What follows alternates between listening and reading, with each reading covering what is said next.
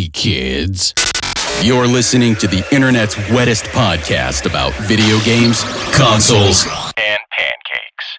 The SML Podcast. Prepare for the SML Podcast.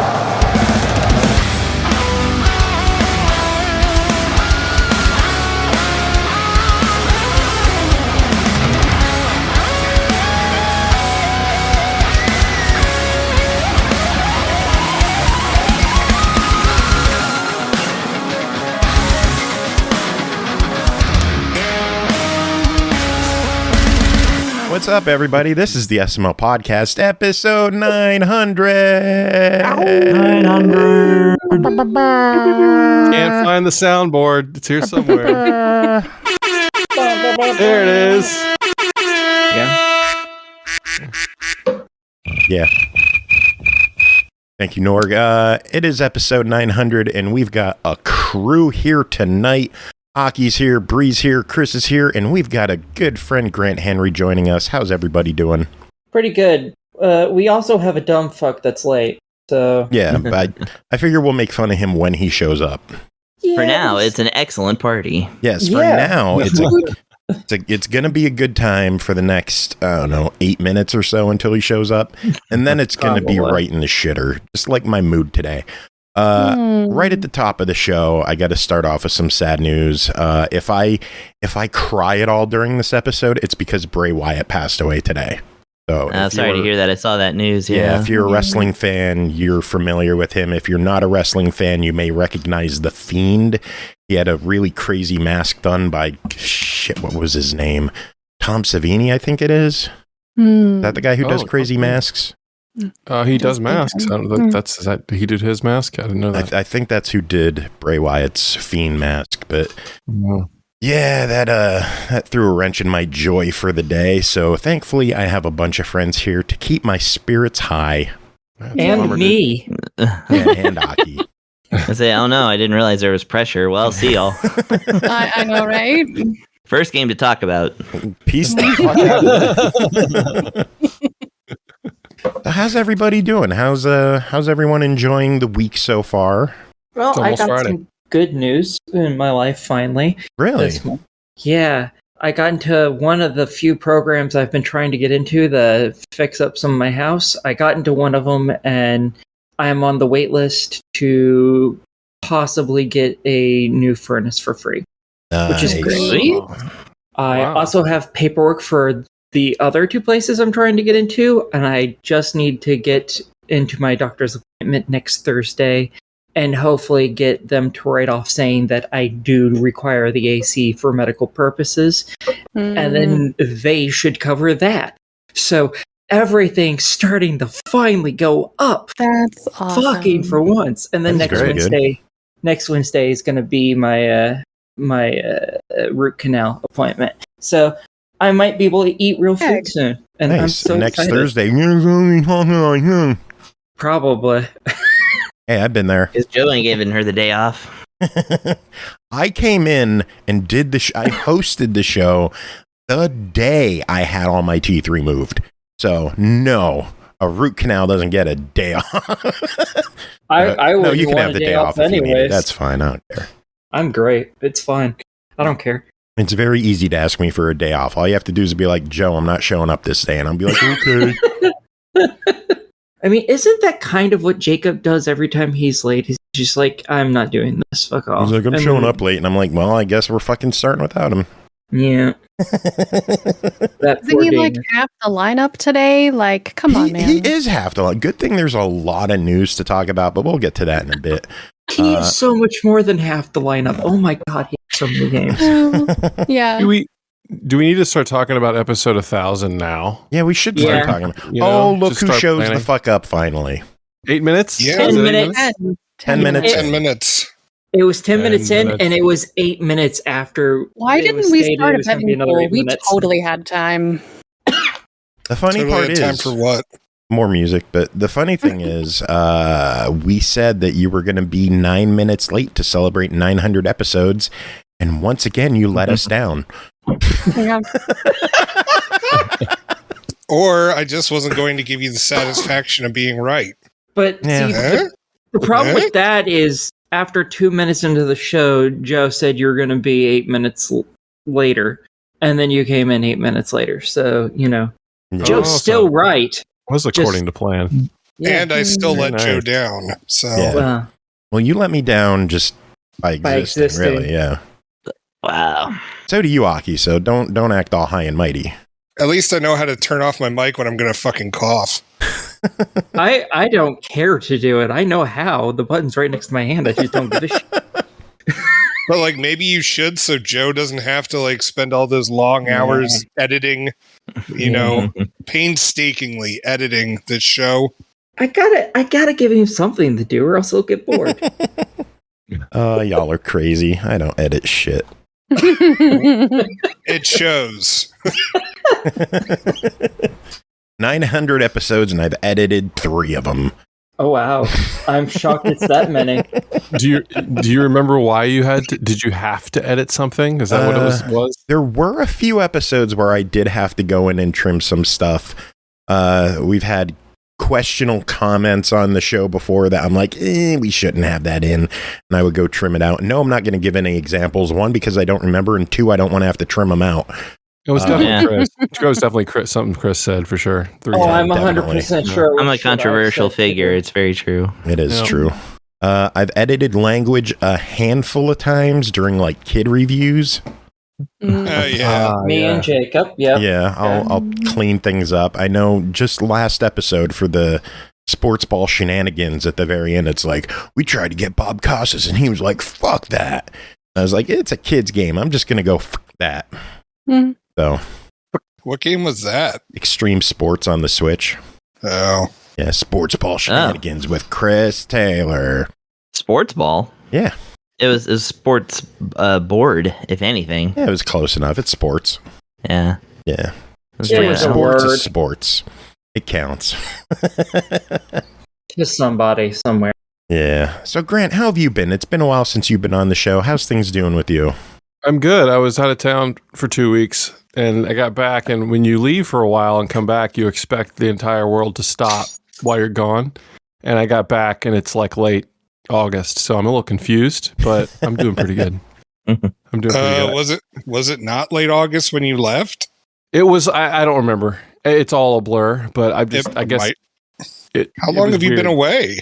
I know. I came back. Someone had paved some road.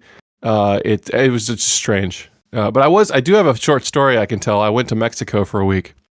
And at this, it was a hotel down there, and they had these, they had 2 fiesta nights where you could go and it was, everyone that it was just for the hotel people, and you'd pay a fee and eat food, and they had like stage antics. The first night was fiesta night, and they picked 3 gringos from the crowd. 3 people that clearly could not speak Spanish. And then when I was one of them, and I went up there, and you had to order a shot of tequila, had to wear a sombrero, order a shot of tequila, say some stuff, which I still don't know what I said. But I think it was cheersing the room, essentially. Take the shot, throw it down, and then you throw the sombrero on the ground and dance around the sombrero. And I was 3rd in line, and they just kept playing tequila. They just kept playing the song, and I'm still like reeling over Pee-wee, right? I was a huge Pee-wee kid. Speaking of passing, it's been a rough month, man. It has. So I was like, well, I have to do this. I have to honor Pee-wee. So when it was my turn to dance around the sombrero, I totally pulled the Pee-wee dance out. Awesome. And I won a bottle. Well, as much as I could. It was a stressful moment, but I did okay, and I won a bottle of tequila. Sweet, nice, yeah, awesome. And then the next night was Western night, and we paid our fee and we went in, and then they were going to do a beer drinking contest on stage, and Claire shoved me forward, and I got on stage with 8 people. It was bracketed, and there was these little plastic cups of Modelo. And long story short, I fucking slayed and won a 2nd bottle of tequila. Nice. So I came home with 2 bottles of decent tequila. So nice. I just wanted to share with everyone that I've still got it. All the beer funneling in college has paid off. It's like riding a bike, and all is well. And I still haven't drank the I'm not really a spirits person. I don't know if it's any good or not, but I was going to ask if it was good tequila or not. But. I don't know. Someone told me it's like, apparently it's made in the region. It's not, I don't think it's bad, but it's not going to taste like sunshine, I don't think. But anyway, I did want to tell my story. I represented Pee-wee and I represented my frat bro roommate in college. That's badass. Yeah. Felt good. It's like when you went to a VGM con and you represented the SML podcast. That's exactly right. Ball squad. Yeah. Hell yeah. Yeah. Had to. Wore it several days. My sister just bought a shirt today. She bought the 10 years, 10 listeners shirt. Nice. Very good. I like that shirt. I want to get that one. I really enjoy half the shirts I made, and I really want to get some money and just order all of them. I could wear different ones every week instead. Just the same shirt I've been wearing on the show for friggin' 6 years now. I thought you were about to say you wore your weekly shirt. Like you only wear one shirt a week. No, I wear a different shirt every day, Jacob. I'm not gross. They're very comfortable shirts, I must say. Like I could just live in one of them. Are they good? Yeah. Did you have one of the original shirts? The original SML shirts? Yep, I did. How does it stack up to that one? The original was a little more of like I don't remember what brand it is, but it was a little more of a standard sort of beefy tee style, like thicker cotton shirt. This one is a little more of like a, what do you call it? A blend, It's like really soft and it's a little more fitting and just very comfortable. So yes, Ball Squad represent. Nice. Yeah. Very So cool. what's the Pee Wee Herman dance? Well, Because I don't know anything about Pee Wee Herman. I mean, if you watched Pee-wee's Big Adventure, you could probably just Google the Pee-wee dance from that movie and get it. But he basically wins over a biker bar just before they take him out with he's like, do I get a last request? And then he plays tequila on the jukebox and does this whole thing. I don't know. What's the best way to describe it?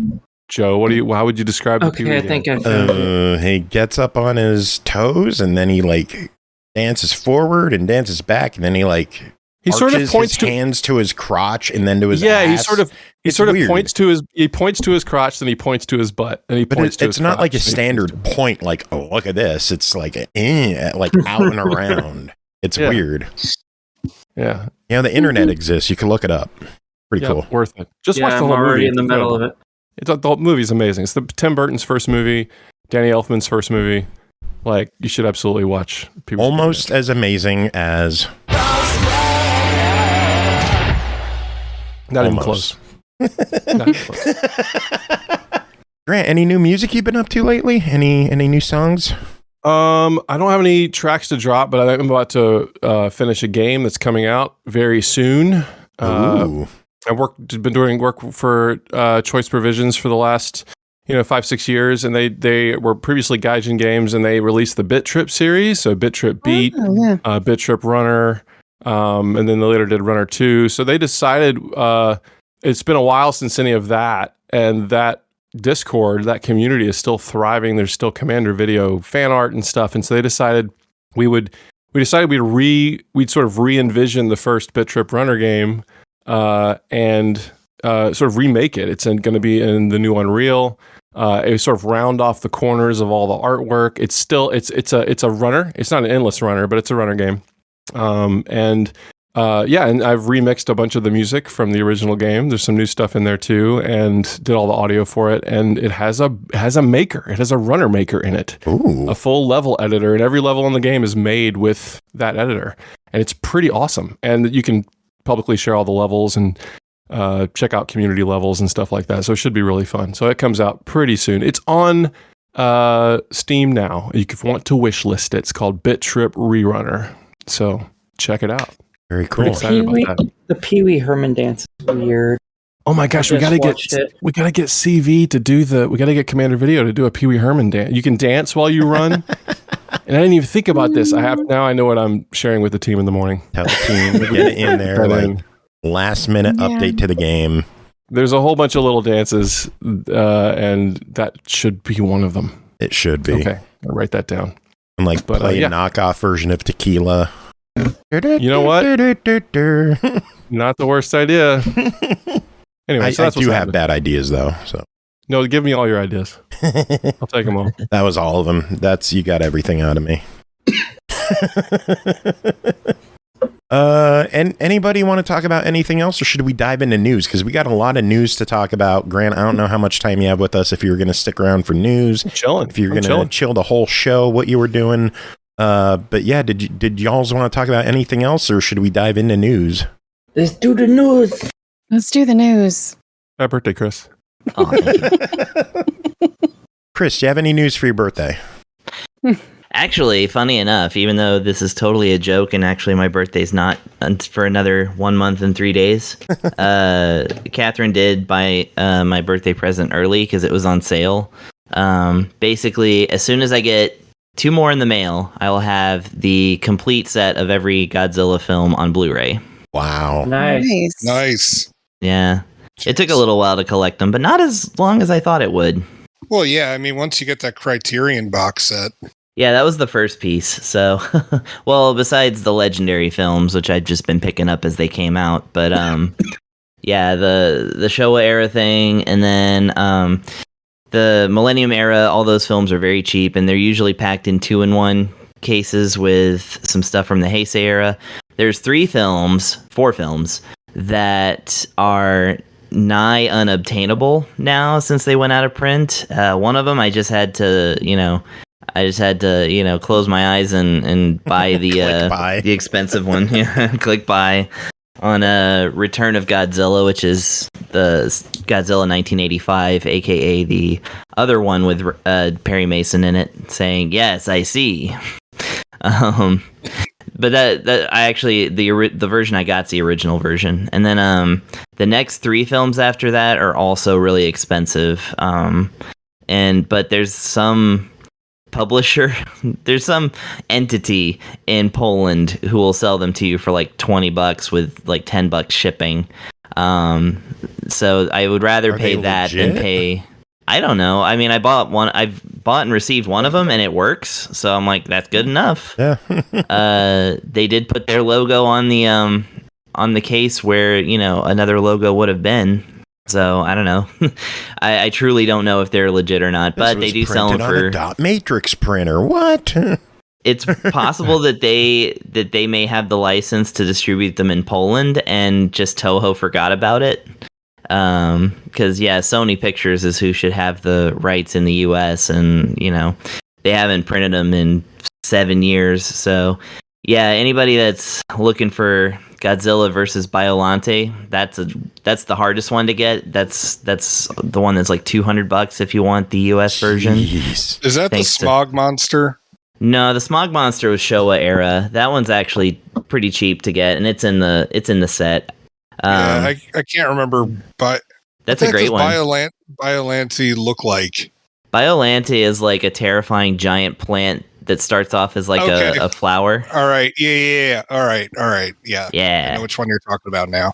Yeah, it's really, really cool. It also has music from Koichi Sugiyama, the Dragon Quest composer. So the entire film sounds like Dragon Quest VIII while you're like watching it.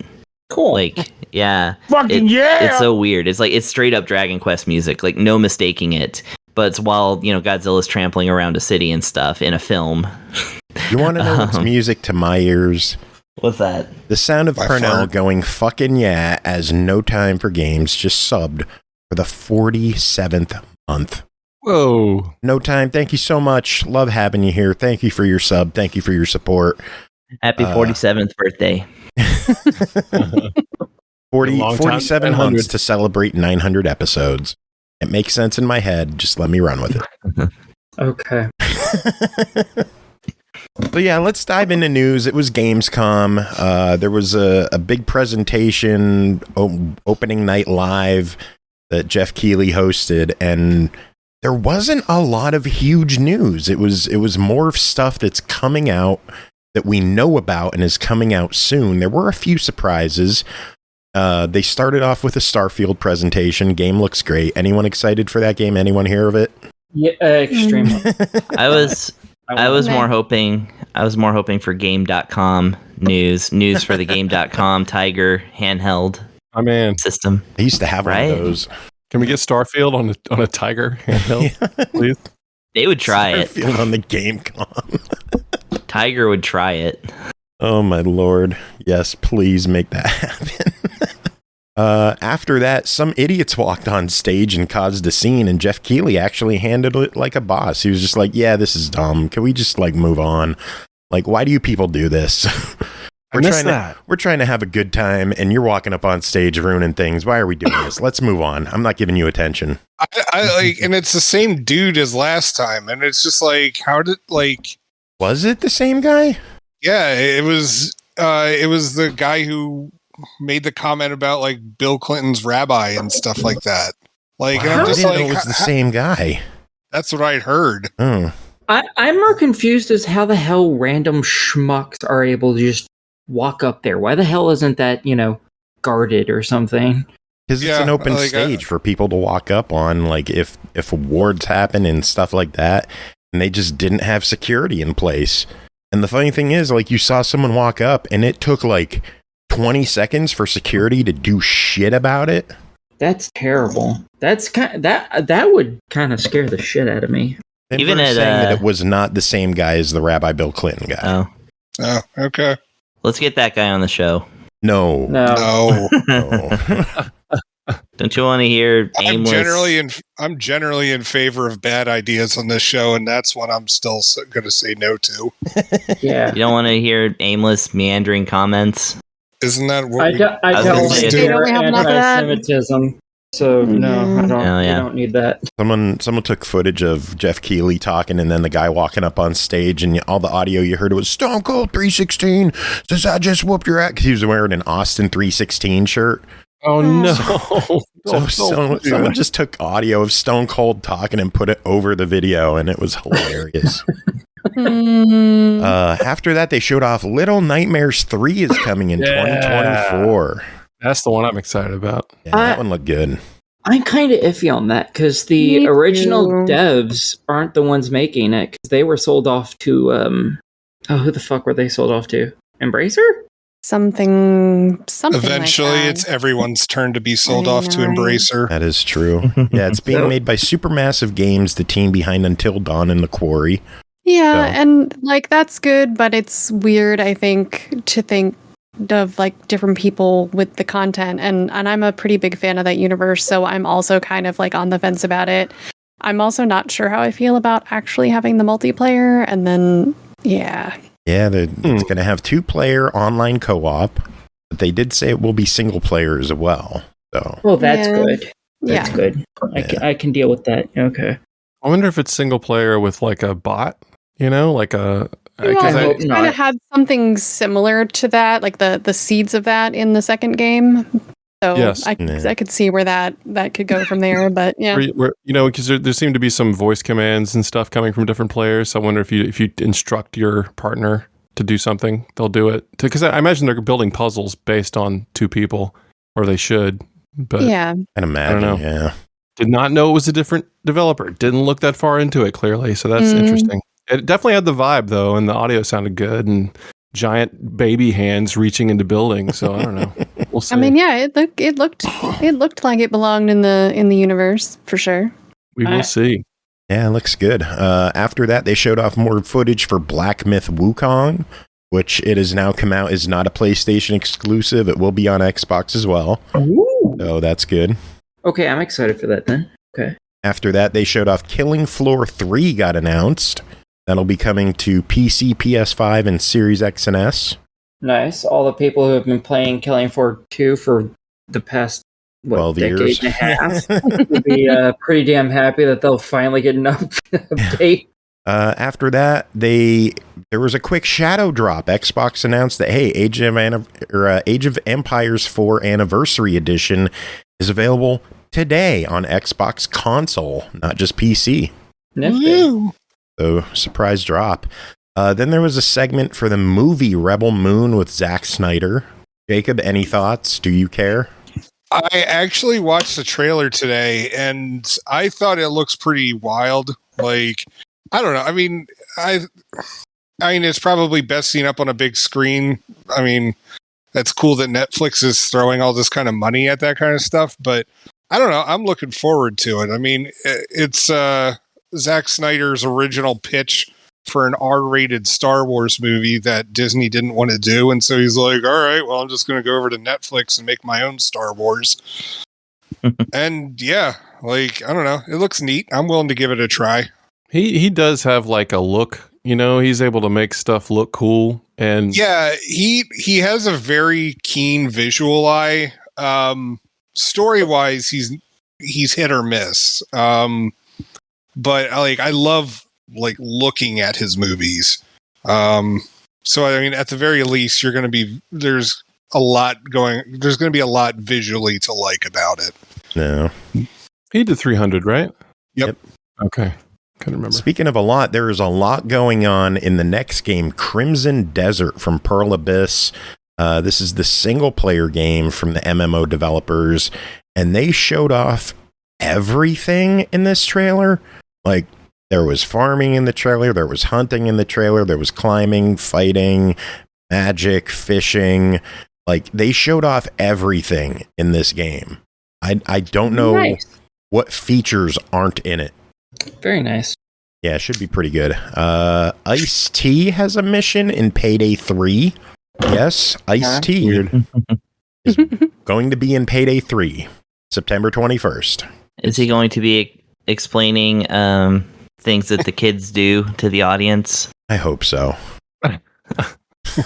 Kids call this game Payday. Yeah. Actually, no kids play this game. Kids call it paydaying.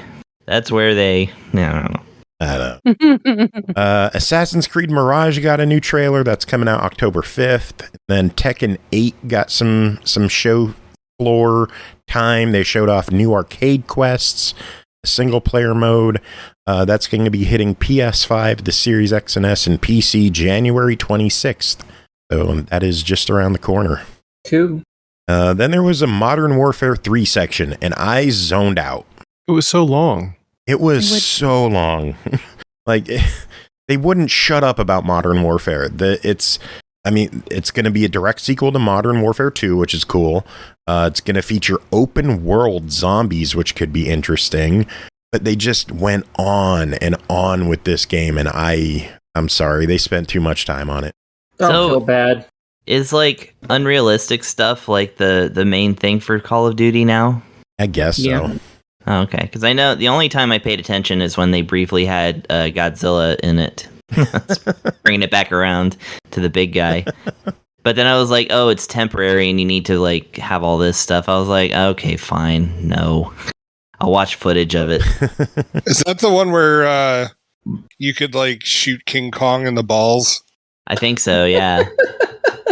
Which would have been, if that was something I could... that you could shoot King Kong in the balls and like it caused way more damage than everywhere else.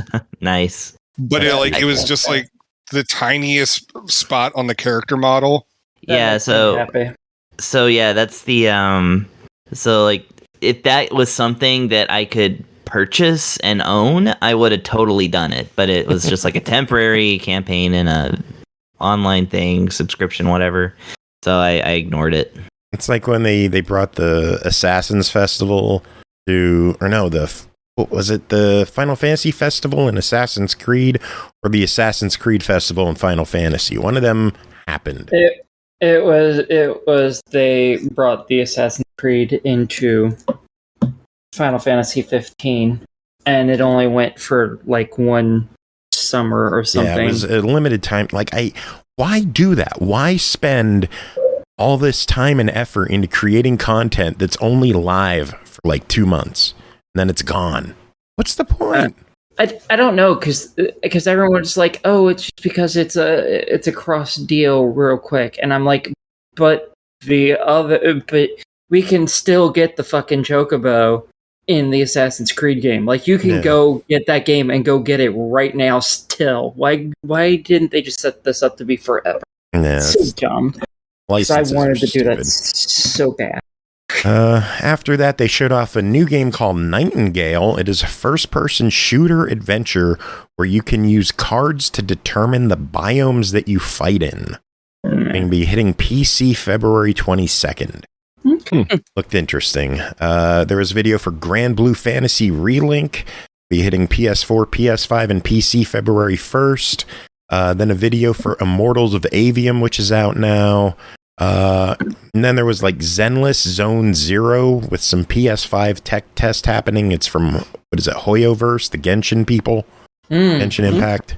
Yeah, and there was something for Genshin Impact shown off as well that I didn't pay attention to because it's PlayStation and PC only. Yeah. Lords of the Fallen got a new video that's coming out October 13th. Meh. I'm excited for that one. I kind of want to get the collector edition, but I don't have the money for it right now, and it's a GameStop exclusive, and I don't feel like dealing with them. But it looks good. Also looks good, Sonic Superstars, that has an October 17th release date. October is packed. October is packed, and that game looks pretty neat, and the music is banging. It might be T-Lopes. I'm not sure, but boy, the music in that trailer is really good. They also just announced that the original prototype of Sonic, back when he was like a rabbit, they're going to include that as a playable character. Really? Yeah. That's kind of cool. Yeah. That's funny. They should include Sanic and like some of those some of the more famous fan drawings that they've already acknowledged. Like they acknowledged Sanic in the movie. Yep. I fucking died in the theater when they did that, and my kids are like, "What's so funny?" And I'm like, "I can't explain it, like right now." Legally, I can't explain it to you. I can't explain most things that I laugh at with Sonic. That's true. Oh man, Sonic Frontiers is getting a free update on September 28th. It's called The Final Horizon. It will have a new story, new playable characters, and new challenges. And it's free. Can't argue with free. Yeah. Good on them. Yes, we can. Well, you I have to deal with you every Thursday for free. I hate it. No, that's not free. That's called I'm wasting. That incurs a mighty cost. Yeah. It does incur a psychological one mostly. My lap has been like a rotating door of cats tonight. I've had jelly on my lap. I did not know where that sentence was going, and I was a little afraid. Jelly was on my lap. Coltrane was on my lap. Simon just jumped on my lap and immediately jumped down. So thanks, Simon. They showed a video for the first Descendant. I don't remember anything about that. No idea. No idea about it either. So nothing. All right. Under the Waves coming out August 29th. I know a couple people are excited for that one. Look pretty cool. Yeah, it does. It's like it's not first person, but it's like a third person exploration game, and you're this guy who's like spent like 3 years underwater, like mining stuff and like I guess stripping shipwrecks and crap like that. And I think from what I could tell anyway from the trailer I watched last night, it kind of delves into like this not like psychological horror kind of stuff, but you're dealing with feelings of like loneliness, and I think at some point I'm sorry, what? Grief. I'm reading something about that now. Yeah. Okay. That sounds like that could be good. And like I think it's going to be one of those games where you find out that like half the people that you talk to aren't actually real or some crap like that. But spoilers.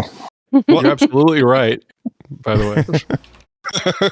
But yeah, so I'm my radar now. Quantic Dreams as well. They're finally going multi-platform. Yeah, that's interesting. Mm-hmm. Yeah, our movie correspondent just spoiled the games are still catching up to the plot twists of movies, right? So you just Jacob just called out that game for everybody. Pretty good. I'm sorry. Good job, Jacob. I'll do it. You're welcome. Got to. They showed off a sizzle reel for Game Pass games. Just a bunch of games got shown off. Nothing special. They had an interview segment for Fort Solis, which is out now on PS5 and PC. There was a trailer for a new Expeditions game, a new Mud Runner game coming out next year. I want it. That's mine. Sounds good. It's yours if we get it. Excited. I like that. I like Mud Runner a lot and Snow Runner. Did you? Yeah. Snow Runner more, but yeah. It should be open world Snow Runner game would be pretty good. So, well, remind me when it's near. I'll see if I can get it for you. After that was the Crew Motor Fest coming out September 14th. The big reveal here, there will be a 5-hour free trial from the 14th through the 17th. So when it Cool. launches, you got 5 hours of free gameplay to try it out, see if you want it, and if you do, buy it. So excited. Rock on. I'm so hyped. There's a segment on Cyberpunk Phantom Liberty, which is coming out September 26th. There's also going to be a bunch of updates hitting the last gen versions of the game to improve them a bit. Ooh, nice. There was a new RTS called Stormgate, and they're going to have help in the music from the Chainsmokers and Frank Klepacki. Whoa, really? How's that for a mix of people? That's wild. Yeah. I think they mentioned like some other people are going to be involved as well, but those were the two I remembered and noticed. So, let's see. Green Studio of the Year. They gave out one award. It was for the Green Studio of the Year, and that went to Xbox. Nice. Because they're green. No. I mean, that's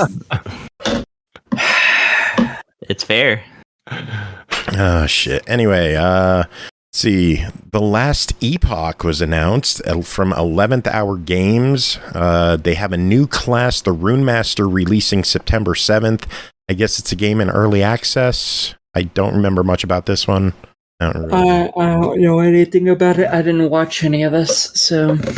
I don't know. After that was Marvel Snap is now on PC. Oh, snap.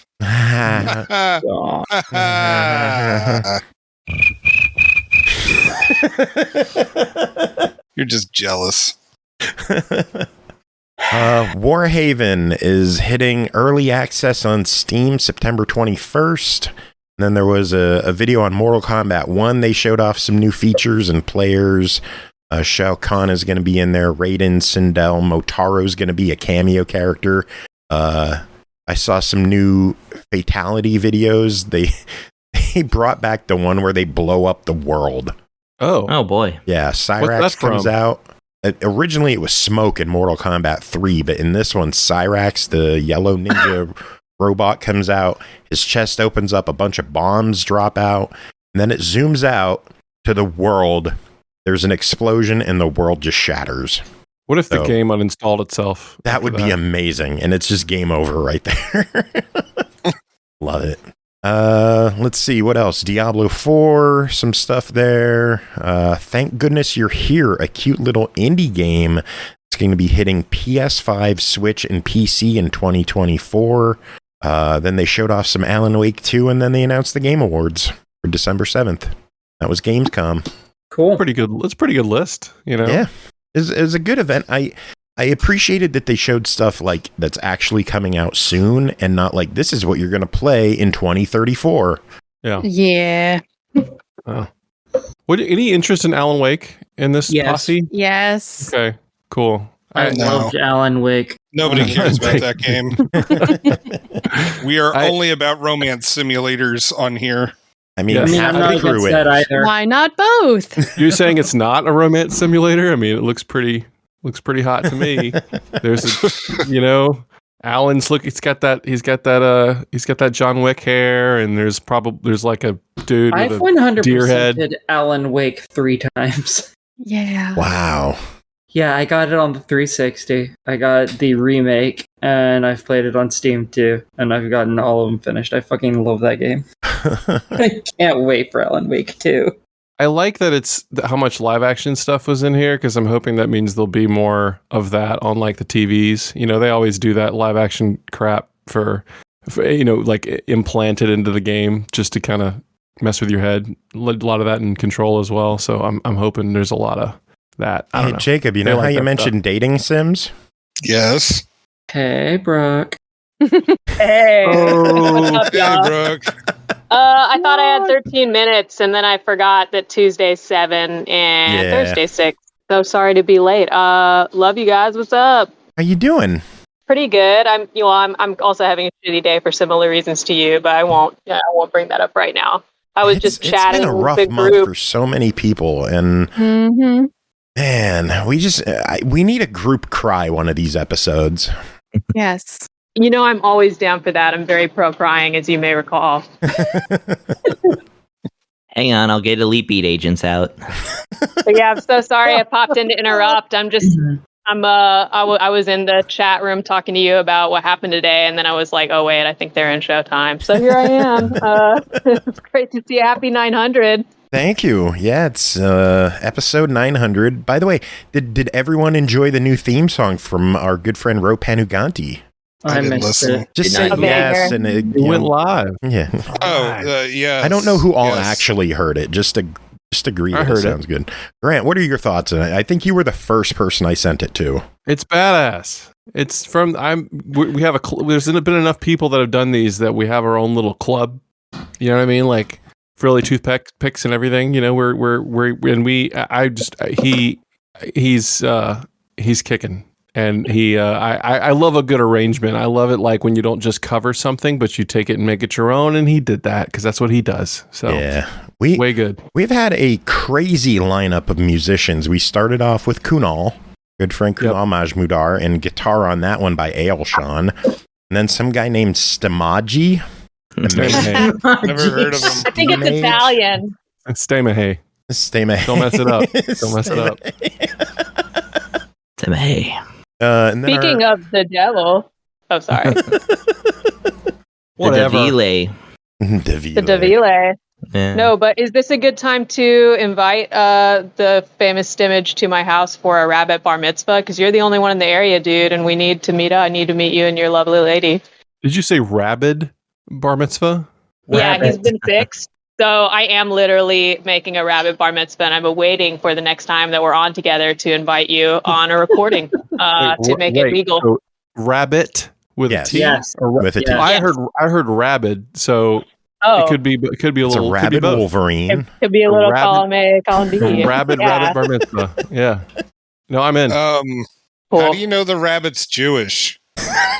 Because he's from a long lineage from New York. No, I don't know. He loves bagels. Look at him. He's a marble bagels. rye. Yeah, he's got a black swirl. He's a marble rye, baby. I'm doing this on the fly. I'm very impressed with myself right now. We have to be careful, or Joe will have to edit his 4th podcast. I'll just go back to naming off musicians who did our theme song. Fucking yeah! Vertically Impaired, Tony, thank you so much for dropping by with your sub for 66 months. Holy shit. I didn't think I was doing it that long. That's amazing. I really didn't. I never remember that I've been on Twitch that long, because we did Twitch and then we went over to Mixer and then we came back to Twitch, and it just reinforces how fucking old I am. Yay. Do you know how long I've been on Twitch? How long? Since September of 2010, when it was Justin TV. Damn. Oh my god. Justin TV. Oh my god. Yeah, I have a JoeCam Net account on Twitch, but I left that behind when I switched over to the SML podcast because I didn't realize you could just rename. So I lost all my followers and all my channels, and I started fresh. Yeah. Still working on it too. Yeah. Working on catching up with that JoeCam fame. Yeah. That JoeCam guy did Bound Together. That's pretty good. You know who needs to do an Earthbound remix? Stemage. What about Chris? Stemage. I love Earthbound. Chris has finally broken the seal on Earthbound after 13 years of covering video game music. Really? Super High Tops. We played a couple of Earthbound songs live at our last engagement. Very nice. And we're going to be working on that for a future video. I'm surprised it took this long. Yeah, it's one of those things. Sometimes I would go for it, and sometimes I wouldn't, and I never really pushed too hard on it because I'm the only person in my proximity who usually cares about Earthbound that much, and also plays an instrument. So yeah, it just didn't happen, and now it is going to happen. I think I love the Earthbound music as much as I dislike the game. Well, maybe. I don't. You're okay with that, right? Right? Chris is okay. You're okay with that, right? You don't have to like the game. Everyone. So. Got our things. I've been an Earthbound fan since 1995. You can't say anything bad about the game I hadn't already heard. Oh, I got nothing to say about it. It's just Nintendo started off saying this game stinks. Yeah, that was. Wait, for real? Yeah, they had scratch and sniff advertisements, and the tagline was "This game stinks." That's awesome. They also were included in the strategy guide that came with the game for free. Scratch and sniff cards, and the one was a mystery card. And if you mailed it in with the correct guess, you got an air freshener. That's incredible marketing. Pizza scented. Incredible is a word for it. Yes. Those air fresheners are worth ridiculous amounts of money. What? Something related to Earthbound being worth ridiculous amounts of money? I don't believe it. Crazy, huh? Did Satoru Iwata work on Earthbound? Didn't he actually? He saved it. Yeah, that's right. That was the game he saved. Yeah. Yeah, it was going to get canceled, and then he stepped in and fixed it all. So, and he's like, "Fuck this! I'm just going to run the company." Well, yeah. I mean, as far as Nintendo goes, but I mean, this would be Ape that he was assisting. Okay. And he at the time was on loan from HAL, and that's why there's a HAL credit and a Ape credit as well as Nintendo. I know my stuff. Even sometimes. See any listings for the air freshener on eBay right now? No. You used to be able to find them on there, but now because the game goes for like $1,500. Well, now they're all busy collecting Godzilla Blu-rays from 1989 till 1992. So I'm collecting theme songs. Ooh, nice. Yeah, Ro did our 10th song. We already have an 11th. Oh, Jesus. Wait, from who? Well, number 3 was our good friend Chris Huber, who hosted the show with me for a long time. Yep. Number 4, Mega Beardo. Yep. Good guy. Number 5, Ailshawn did his own. Number 6, some guy named Prince of Darkness. I heard he plays in a band. Whatever. Whatever. Zyko did one for our 420 episode, and I just kept it around for a while. I don't think I've heard that. You have a folder with all these? Yes, right. I do. I'll share it with you after the show. Number 8 was Viking Guitar, and then number 9, Grant, you returned and did the mashup of you, Viking Guitar, and Mega Beardo. Yes. Then number 10 is Ro. Then number 11, which I'm going to be using for after interviews, like when we're like, oh, we're going to take a break and we'll be right back. It's from Mustin. Oh, shit. Who did like a funky, well, just a really quick one. And I don't know if it works for like the intro to the show with Norg's like super hyper, hey kids, but it's going to work great for in between segments. And that's what I'm going to use it for. That's awesome. Yeah, it's good shit. Anyway, should we get back to news? There's a lot more news. All right. Sure, you must. Charles Martinet has retired as the voice of Mario. Yeah. Oh, no. That was perfect. Thank you. Actually, really good. Thank you. Jacob was good too. I just wanted to say on a personal note, and I'm popping these in chat right now. My very first emote on Twitch that I came up with is an image of Parthenax from Skyrim wearing a Super Mario hat and mustache that I made myself. And I'm not good at things, so it's not great. But it's my tribute to Charles Martinet because he voiced both characters. Yeah. Oh. So my very first thing I was allowed to put out there on Twitch for people is is a tribute to Martinet.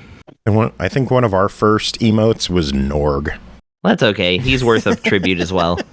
That guy's even though he's famous. not retiring. Not as famous as Mustin. Dude, Norg's like dog cartoon is pretty freaking cool. Have you guys been checking that out? No, I have no idea what you're talking about. All right, I'll link y'all later. I'm sorry. I'm not going to take us down that road, but it's cool. An interesting bit of news. Sega acquired Rovio, the Angry Birds developer. That's old news, dude. It's old news? Because it showed up for me this week. So does this mean we're going to get a Flicky remake? Maybe. 6 days we're ago, too Sega old. completes We're the only purchase ones of who... Rovio. Yeah, they completed it, but I mean, it was announced like... Okay, well, now they completed it. They acquired them. Whatever. Listen, Penis, until you're doing the news, I get to say what I want. You know what? You rely on me for movie news. Yeah, sure. If I disappear, who's going to cover it? Stop making movies. Hopefully nobody. Hollywood's just like, I guess we just have to stop making video game based movies. Gamers everywhere are like, thank you. This is a bad thing? Some good news. Baldur's Gate 3 has a new update regarding Xbox players. The game will arrive on Series X and S this year. No date was set, and the game will have all the features and whatnot on the Series X. The game will not support local co-op on the Series S. Weird. So this marks the first game that is dropping the parity clause between the S and X. And Burger Thing, thank you so much for dropping a sub for the 4th month. Good to see you here. Thank you for hanging out and keeping us company. Baldur's Gate 3 is going to keep me company when it comes out on Xbox. I'll say that much. Hey, Everyone is going nuts about this game. I want to play it. Yeah, this is one of those games that like I feel like I need to try. Like it probably isn't my thing, but it's just people just love it. You know, it was like the Elden Ring thing, but this is a bit different because I don't think I think some people expected this, but I don't know if everyone knew it was going to be as amazing as it is. Yeah, so, I don't know. This I'm gonna is have to try blowing expectations out of the water. It's like one of the highest rated games ever on Metacritic. Like not just of the year, like of all time. It's creeping up in there. It's setting records on Steam for playtime and concurrent players, blowing up the PS5 pre-order charts. I'm sure whenever an announced date shows up for Xbox, it'll start blowing up the charts there. But apparently Phil Spencer had a meeting with Larian, and that led to this going down, and now the game will be coming. There will be cross-progression and saves between Steam and Xbox. The article I read didn't mention anything about cross-play or cross-progression with PlayStation, but that could just be no info yet.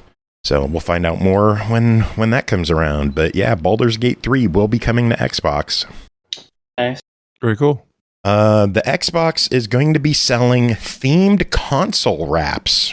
That's right. Instead of new special edition consoles, they're going to be selling custom-made fabric cloth. Drop it, whatever. I don't know what the material is going to be, but it's going to attach in the back with Velcro.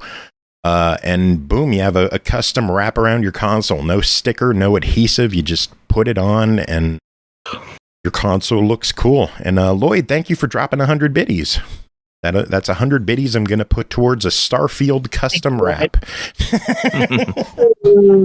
Now they're going to have a Starfield wrap on October 18th for $49.99, which is significantly cheaper than a new console, and they're cheaper than the colored console flaps they sell for the PlayStation. I think those are like $70. Oof. Yeah, $50 for a full wrap is actually pretty great. And it's high quality and removable, which is the important thing. It's not like a sticker that you put on and it's there forever. That's cool. It's reusable, shareable. They're going to have an Arctic camo and a mineral camo in November for $44.99. They look terrible. Yeah, I didn't like the camo ones. The Starfield one looks great, though. Starfield one looks amazing. It makes it look like it'll make me want to set my console upright. It looks like like an old server or something, like an old computer, you know? Yeah, I have mine laying flat now. Yeah, same. I think mine could fit standing up anywhere. I'm hoping that like other companies will like take notice and start like making licensed ones available. Because like over a year ago, I saw somebody had done a custom paint job on an Xbox Series X, and they made it look like Tom from Tom and Jerry, like after he had been squashed by a safe, and like he opens it up and he walks out like a huge cube. And so somebody had painted their Xbox to make it look like that. And I'm not gonna lie, I would drop money on that if they made that available. That's one of the most strangely wholesome like things to get memed in the nowadays, because it's from like 100 years ago. But like Tom and Jerry, like people making sculptors, like that one guy I think he makes like sculptors of like all the different weird shapes that Tom turns into when he is foiled. That's cool. Yeah, I don't know. I really like it. I'll post it in the Discord if y'all aren't familiar. That would be dope. Lloyd was saying that the panels are 55. I just checked the website. Depending on the models that you get, they have solid colors for $54.99 for PlayStation 5, and then they have a LeBron James design and a Spider-Man 2 design. Those are $64.90 for the console flaps. Only problem is Spider-Man 2. Yeah. Oh, console flaps, right? Sorry. For the PS5. Yeah. only problem I was is confused, like, holy shit, they're bringing like a Spider-Man thing to Xbox? Like, No, pay why attention. did that not use? that's what they. So as soon as the Activision acquisition completes, they should make a Crash Bandicoot rap like immediately, just as a middle finger to PlayStation. They should. Speaking of PlayStation, did y'all see they released the price of the PlayStation Portal? That is the handheld streaming PS5 device that they're going to be releasing. It is going to run $199. Whoa. Yeah, it's actually. I thought it would be $300, but $200 is nice. For what's there, I would like. It should be like $130. Yes, like it's just a screen and a controller. There's no storage. You're not downloading games to it. You're just streaming from your PS5. That's it. Was also kind of bummed that they made like proprietary headphones. Like they're proprietary. Oh, don't be doing that. Yeah. Like they don't have Bluetooth connectors. They have the proprietary something, and then that they're like selling some earbuds and headphones. Yeah. Yeah, I saw the earbuds and the headphones. I didn't know that they were proprietary though. That's well. It's more interesting than what Atari is releasing. Atari's putting out a new version of the 2600. Yeah, I wonder about that. It's a weird one. I mean, it's not. Go ahead. I don't know. It's not completely. Is it overpriced?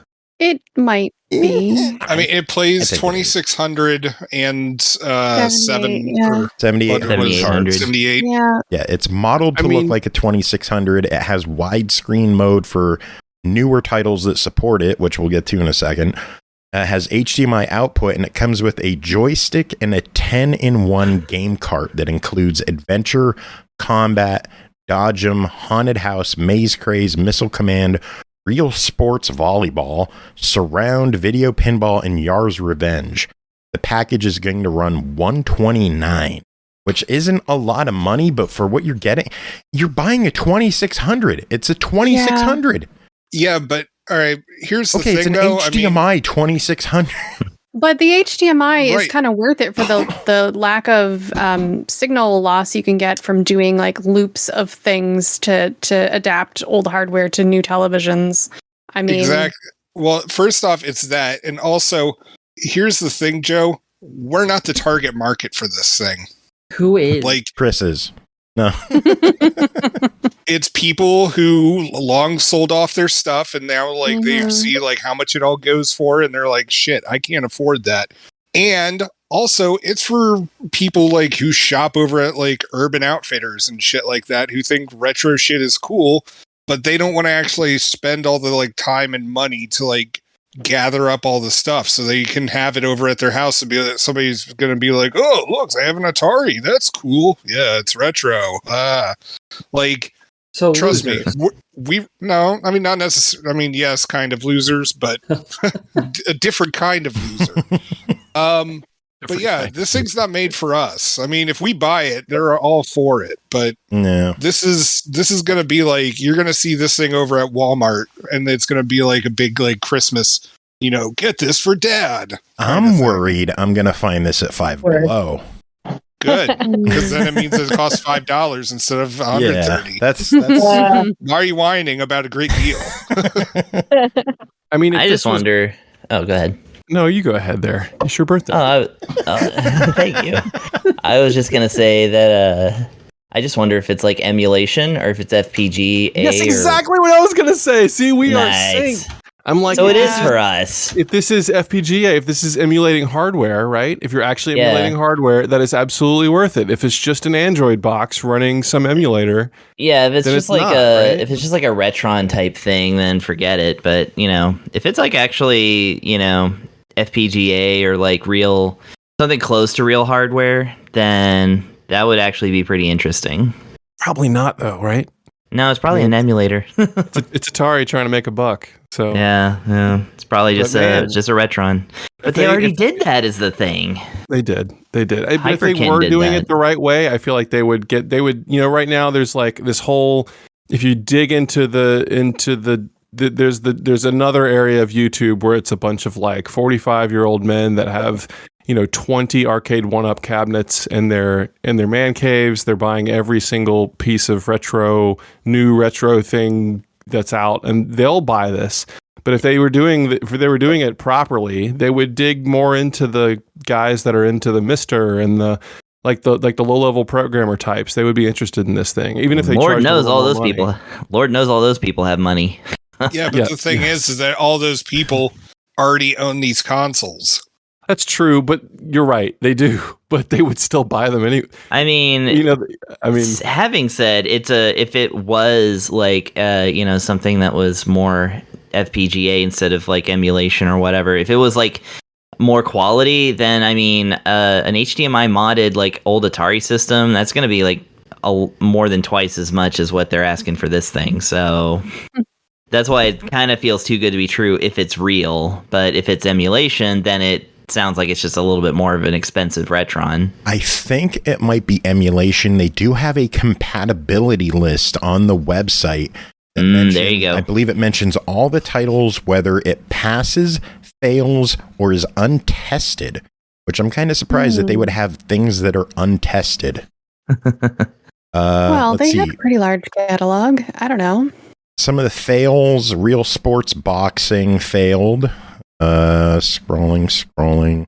There's not many fails. That's a good thing. Super Cobra failed. Texas Chainsaw Massacre failed. Those look to be the only fails. There's a bunch of untested though, so never know. Yeah, it's emulation. It's got SSD in it. Yeah. We cracked the case. We did. There you go. You heard it here first on the SML Podcast. Happy birthday, Chris. It's another Retropie. The extra E in SML is that company that's buying us. EA? No, they were talking earlier about that company buying somebody or other. I've already forgotten Embracer. Embracer, thank you. The SML, the SM Embracer L podcast. Embracer's made a lot of bad purchases. I don't think they would make one that bad. Oh, well, okay, you're talking yourself out of a deal here. I know, right? I'm holding out for an Amico personally, but whatever. Let's see here. Microsoft announced that Forza Motorsport is going to launch with the Nürburgring Grand Prix circuit with the game on October 10th. The Nordschleife version will arrive in 2024. The game will feature cross-save and progression with the Steam version, so that's cool.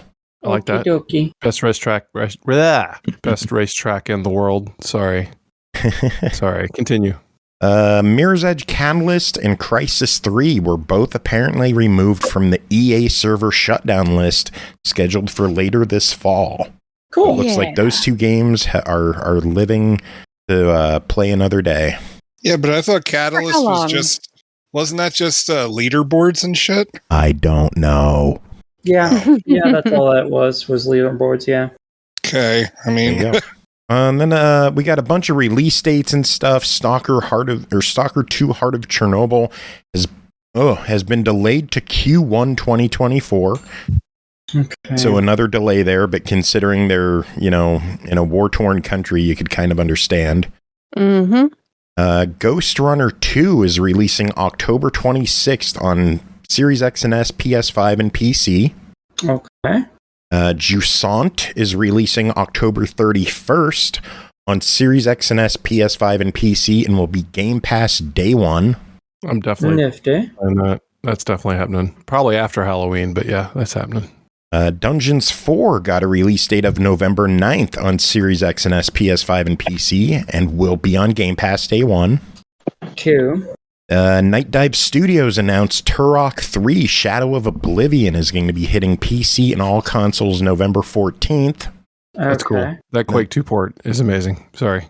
And then they also announced Star Wars Dark Forces is in development as well. Yeah, buddy.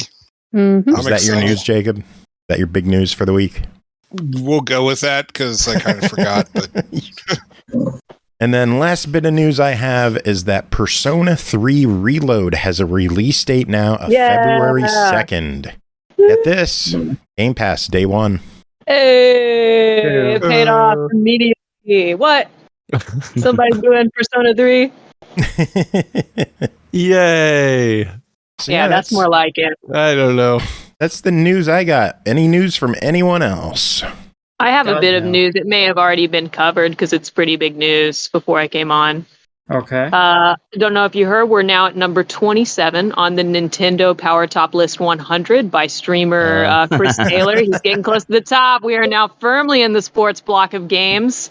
The last game, I believe, was International Superstar Soccer 64.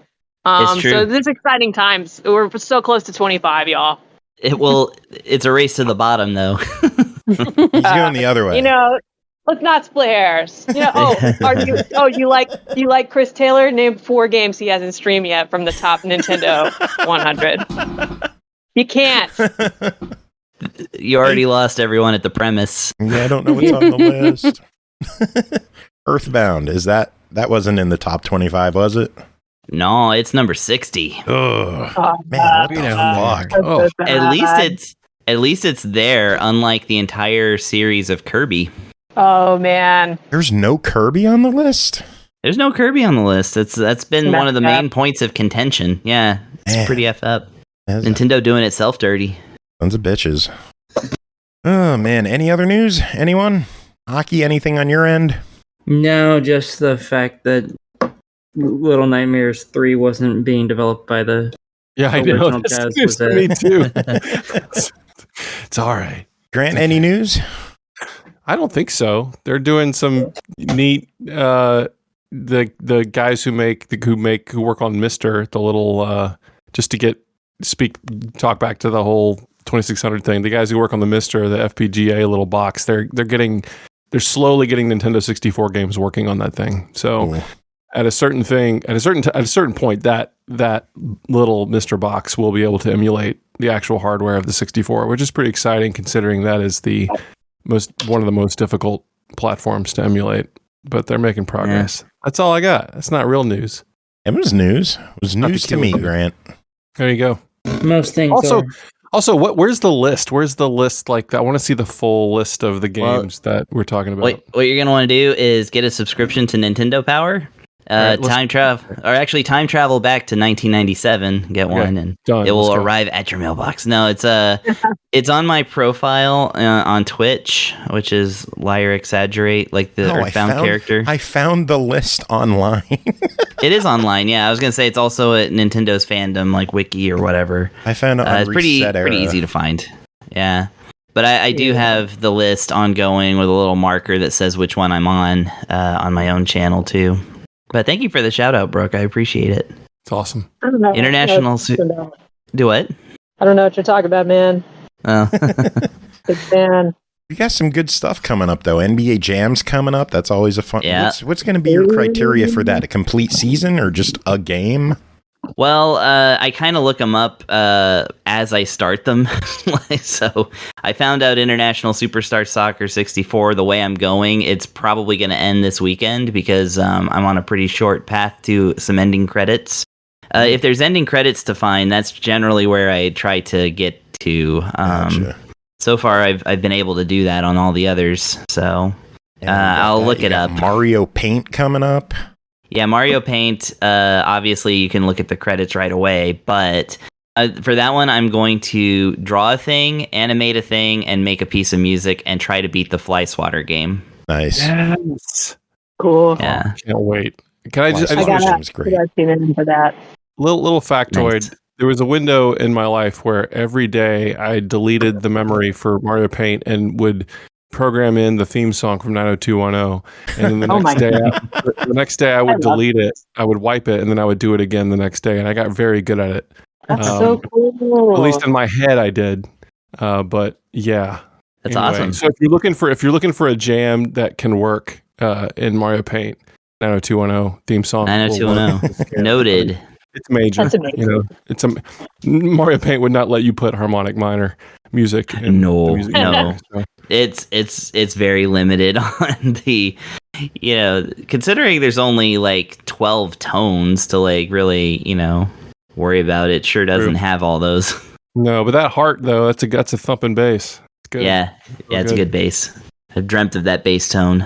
Yep, haven't we all? Bri, any news on your end? I think we covered most of the stuff that I had taken notes on. So, all right, Jacob, what about you?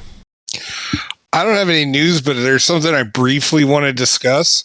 So I've been playing Super Mega Baseball 4, which my trial had just ended, like the little 10-hour one that they give you with EA Play. Mm-hmm. And I mean, I've been playing Super Mega Baseball 2 for pretty much as long as I've had an Xbox One. So that's a while. I've been playing it for 6 years now, I think.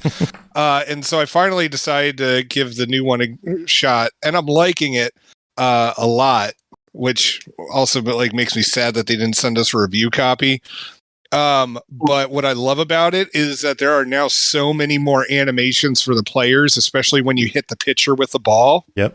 Because I managed to get the pitcher square in the nuts. And he collapsed. Congratulations! Tell me there's a video of this.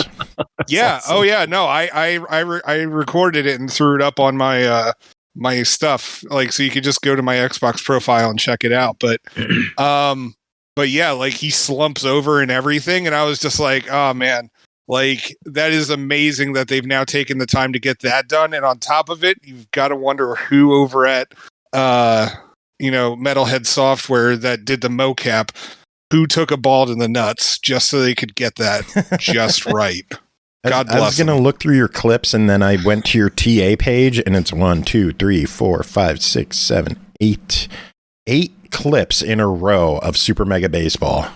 Oh yeah, no, all my clips are just me hitting the pitcher. Yeah, love it. Because years ago, Joe and I were supposed to do a super cut of just me hitting the pitcher, so the song would take me out to the ball game. We still have yet to do it, but yeah, because I don't video edit.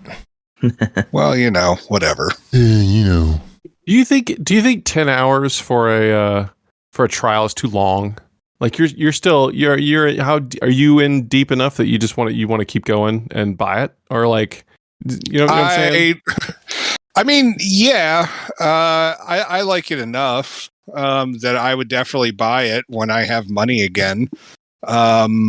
But no, I don't think 10 hours is too long. I'm thinking in terms of trying to get you to buy the game. The crew is doing the 5-hour trial, and I've seen a lot of 10-hour ones, but not as many 5-hour ones. So I was curious. I think PlayStation does 2-hour trials. See, the 10-hour one I like because it gives you enough time to fuck around and just do a couple of one-off games if you want to. But then if they really want to get their hooks into you, you'll start up a season, and there's no way that you're going to complete a season in that time. But now, my team's halfway through and we haven't lost a game yet. So, obviously I want to continue. Yeah. Playing on Ego Zero. Of course.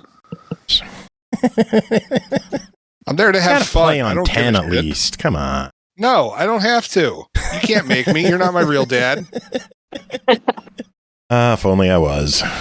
Ew, gross. No. Go to your room. I am, actually. Oh. Okay, tell him you're proud of him. He did it. No. Oh my God, you're a horrible father. I am. It's okay, Jacob. I'm going to be your dad now. Okay. Okay, Brooke's your real father now.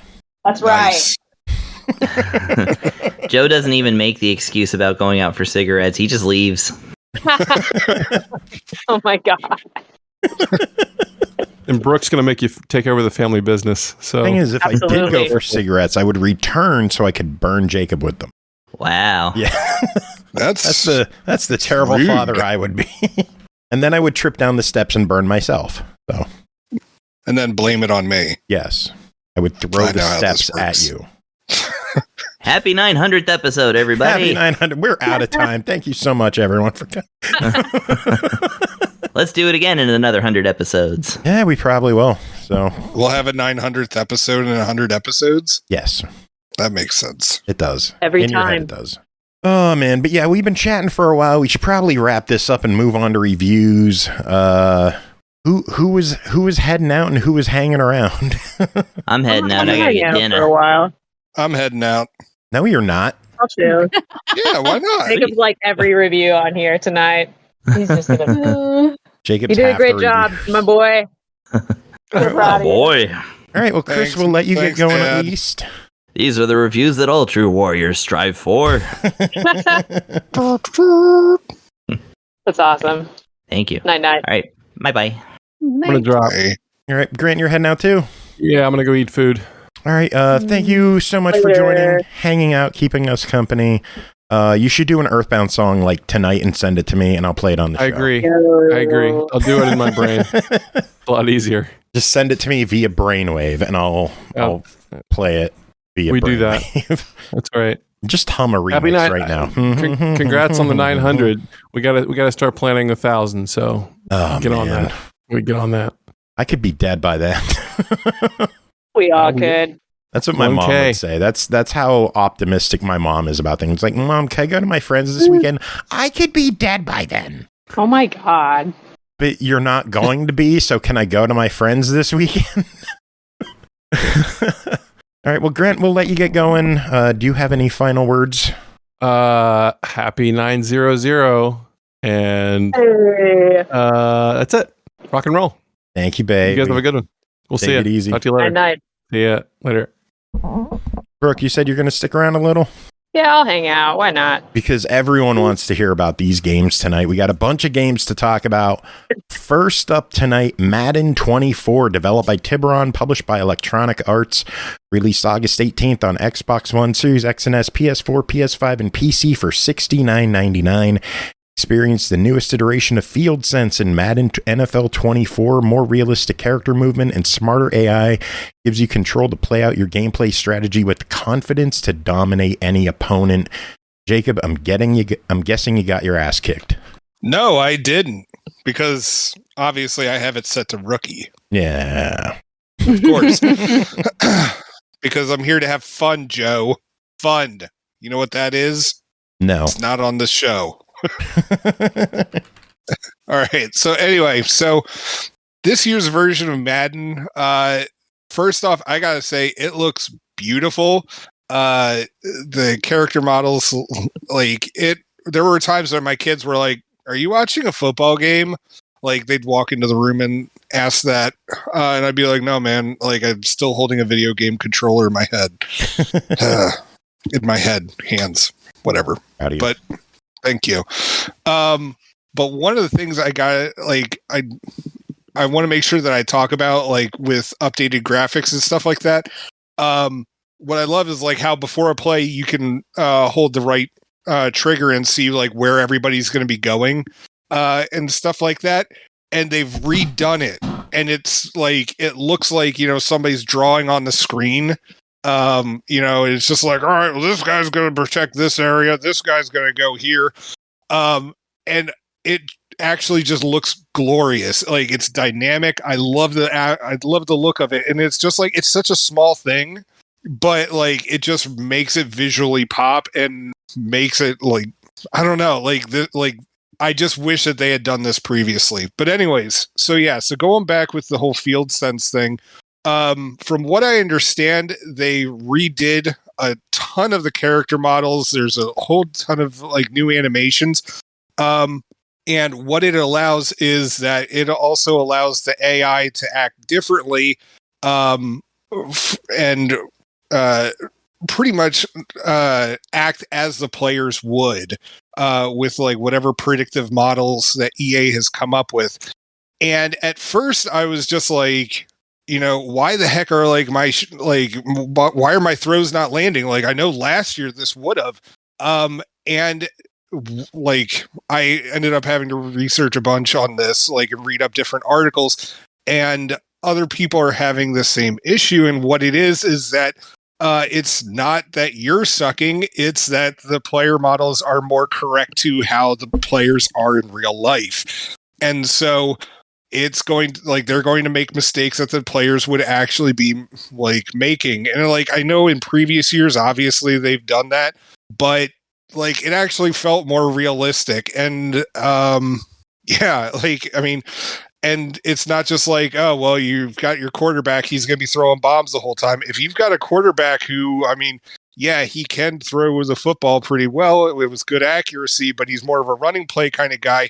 You're actually going to discover that, like, when you're trying to toss footballs all over the field, which I honestly, my rate of success with this one has not been as much, but yeah, it's just, I don't know, like, I'm having a ton of fun with it on the field, like in the actual games that I'm playing. How are the visuals? How you said that got a visual overhaul? Yeah. I mean, everybody looks great. I mean, it like, as I said, like, if my kids were asking if I was watching an actual football game on TV. I will say this though, with some of the animations, I was noticing them acting janky sometimes, and like players would just like turn for reasons that weren't all too clear. Like, I mean, it was after like the ball was dead and stuff like that, and like, it's that moment like where they show like players getting up and, talking to each other and stuff like that. Like, so there were some weird moments with that, but it wasn't anything like too crazy. But just playing the main game, like the main football game, it's an absolute blast. Like, I'm having a ton of fun. Like, it feels right. We should put out there though, like, if you're playing on last gen compared to current gen, you're going to be in for a vastly different experience. If you look at the store page, they have a list of all the features, like AI enhancements, Series X and S only, skill-based passing, Series X and S only, hit everything 2.0, Series X and S only. Yo, the hit everything has been going amazing. And and it's just players are now able to do, like, I mean, it's not like moves, it's not like you're like Mortal Kombat or something like that, but it's just like, again, like with the animations and like how they're showing that you're hitting everybody. Yeah, it's just, it looks great. It's phenomenal. Yeah. And I like my crossplay is a current gen only thing. Ooh, yeah. Well, yeah. I mean, then again, they want you to buy the newer systems anyway, so... Yeah, the good thing is with this one is that the game isn't sold separately based on the two platforms. You're paying $70 and you get both versions. Oh, okay. That's cool. But yeah, so going back to the game, I will say this, though. Once, like, you're not doing... Like, once you're not, like, playing an actual football game and you're doing, like, all the behind-the-scenes stuff, like... Madden Ultimate and franchise and stuff like that. Like, the game menus are still slow as shit. Like, as they were back in Madden 23. I'm still having some like, and this was an issue with Madden 23 last year as well.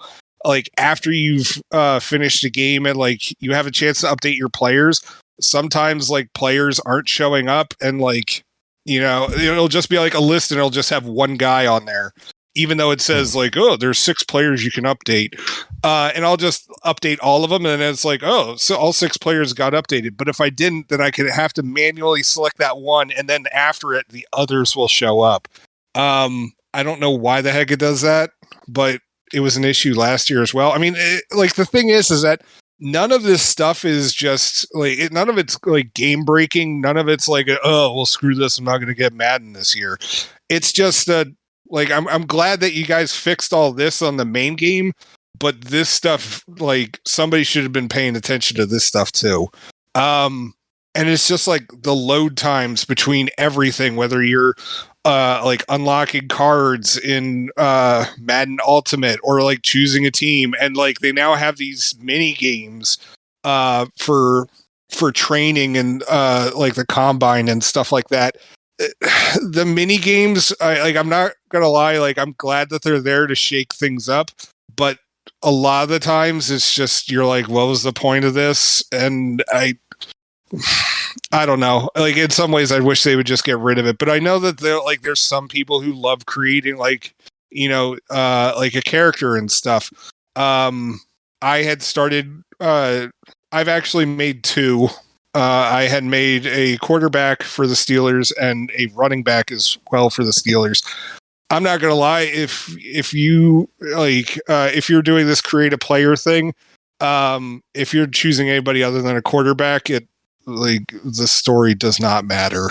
Like it's just it feels very generic and like just standard. So I mean, it would be cool if like maybe in the future like they gave more care to like other players and stuff like or other positions. But yeah, like other than like load times and just how dull it seems outside of like the normal game. Like once you're actually playing Madden, I freaking loved it. Like I'm having a blast with it. Oh, well, it's clocking in at $70. Is it worth it? And is it worth it if you have last year's version? I would say yes to both. Because the funny thing is that like when I gave my review of Madden 23 last year, I remember I gave it a glowing review. And I think that was actually the first time that I'd gotten to review Madden on the show, I think. And so for me, it was just like, oh, I'm back in Madden. I haven't played this in 10 years. Like, oh, this is great. Like, I'm having a blast, blah, blah, blah, blah. And then I went online and like, I see how all the reviews were like decimating that game. And like, well, no. And the thing is that like the more and more I played it, like, cause I think I was getting into like 30, 40 hours in. And suddenly I'm just like, oh yeah, I get what everyone's talking about with this. This game is a definite improvement over Madden 23. It's a step in the right direction for where stuff needs to go. But as I said before, like if you're not in the middle of actually like playing a football game in there, everything else is just boring as hell and like long ass load times. So, but yeah, I liked it. Sounds good.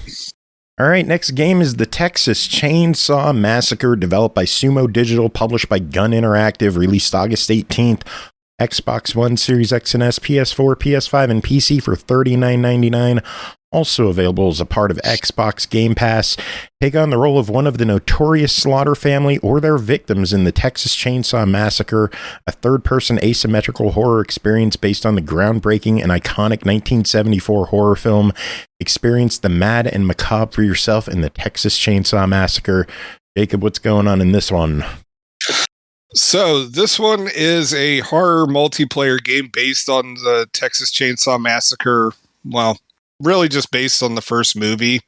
And it's actually considered to be like in the game's time or in the franchise timeline. This is supposed to be a prequel to that movie. And what it is that you're playing as a Slaughter family, there's two groups you can play as. You can play as the Slaughter family, which is amazingly enough, Leatherface, Johnny, the hitchhiker, the cook, and they introduced Sissy in there, who is a sister of them. I don't recall her from any of the films, so I'm assuming that she was made for the game. I mean, she might have shown up in the comics or something like that, but anyway, so each character like has their own strengths. Like Leatherface obviously has a huge fuck off chainsaw and is good at killing people.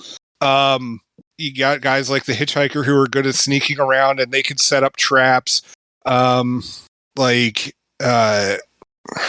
I forget what the cook can do. But anyway, like Sissy and Johnny, like they're good at like sneaking around.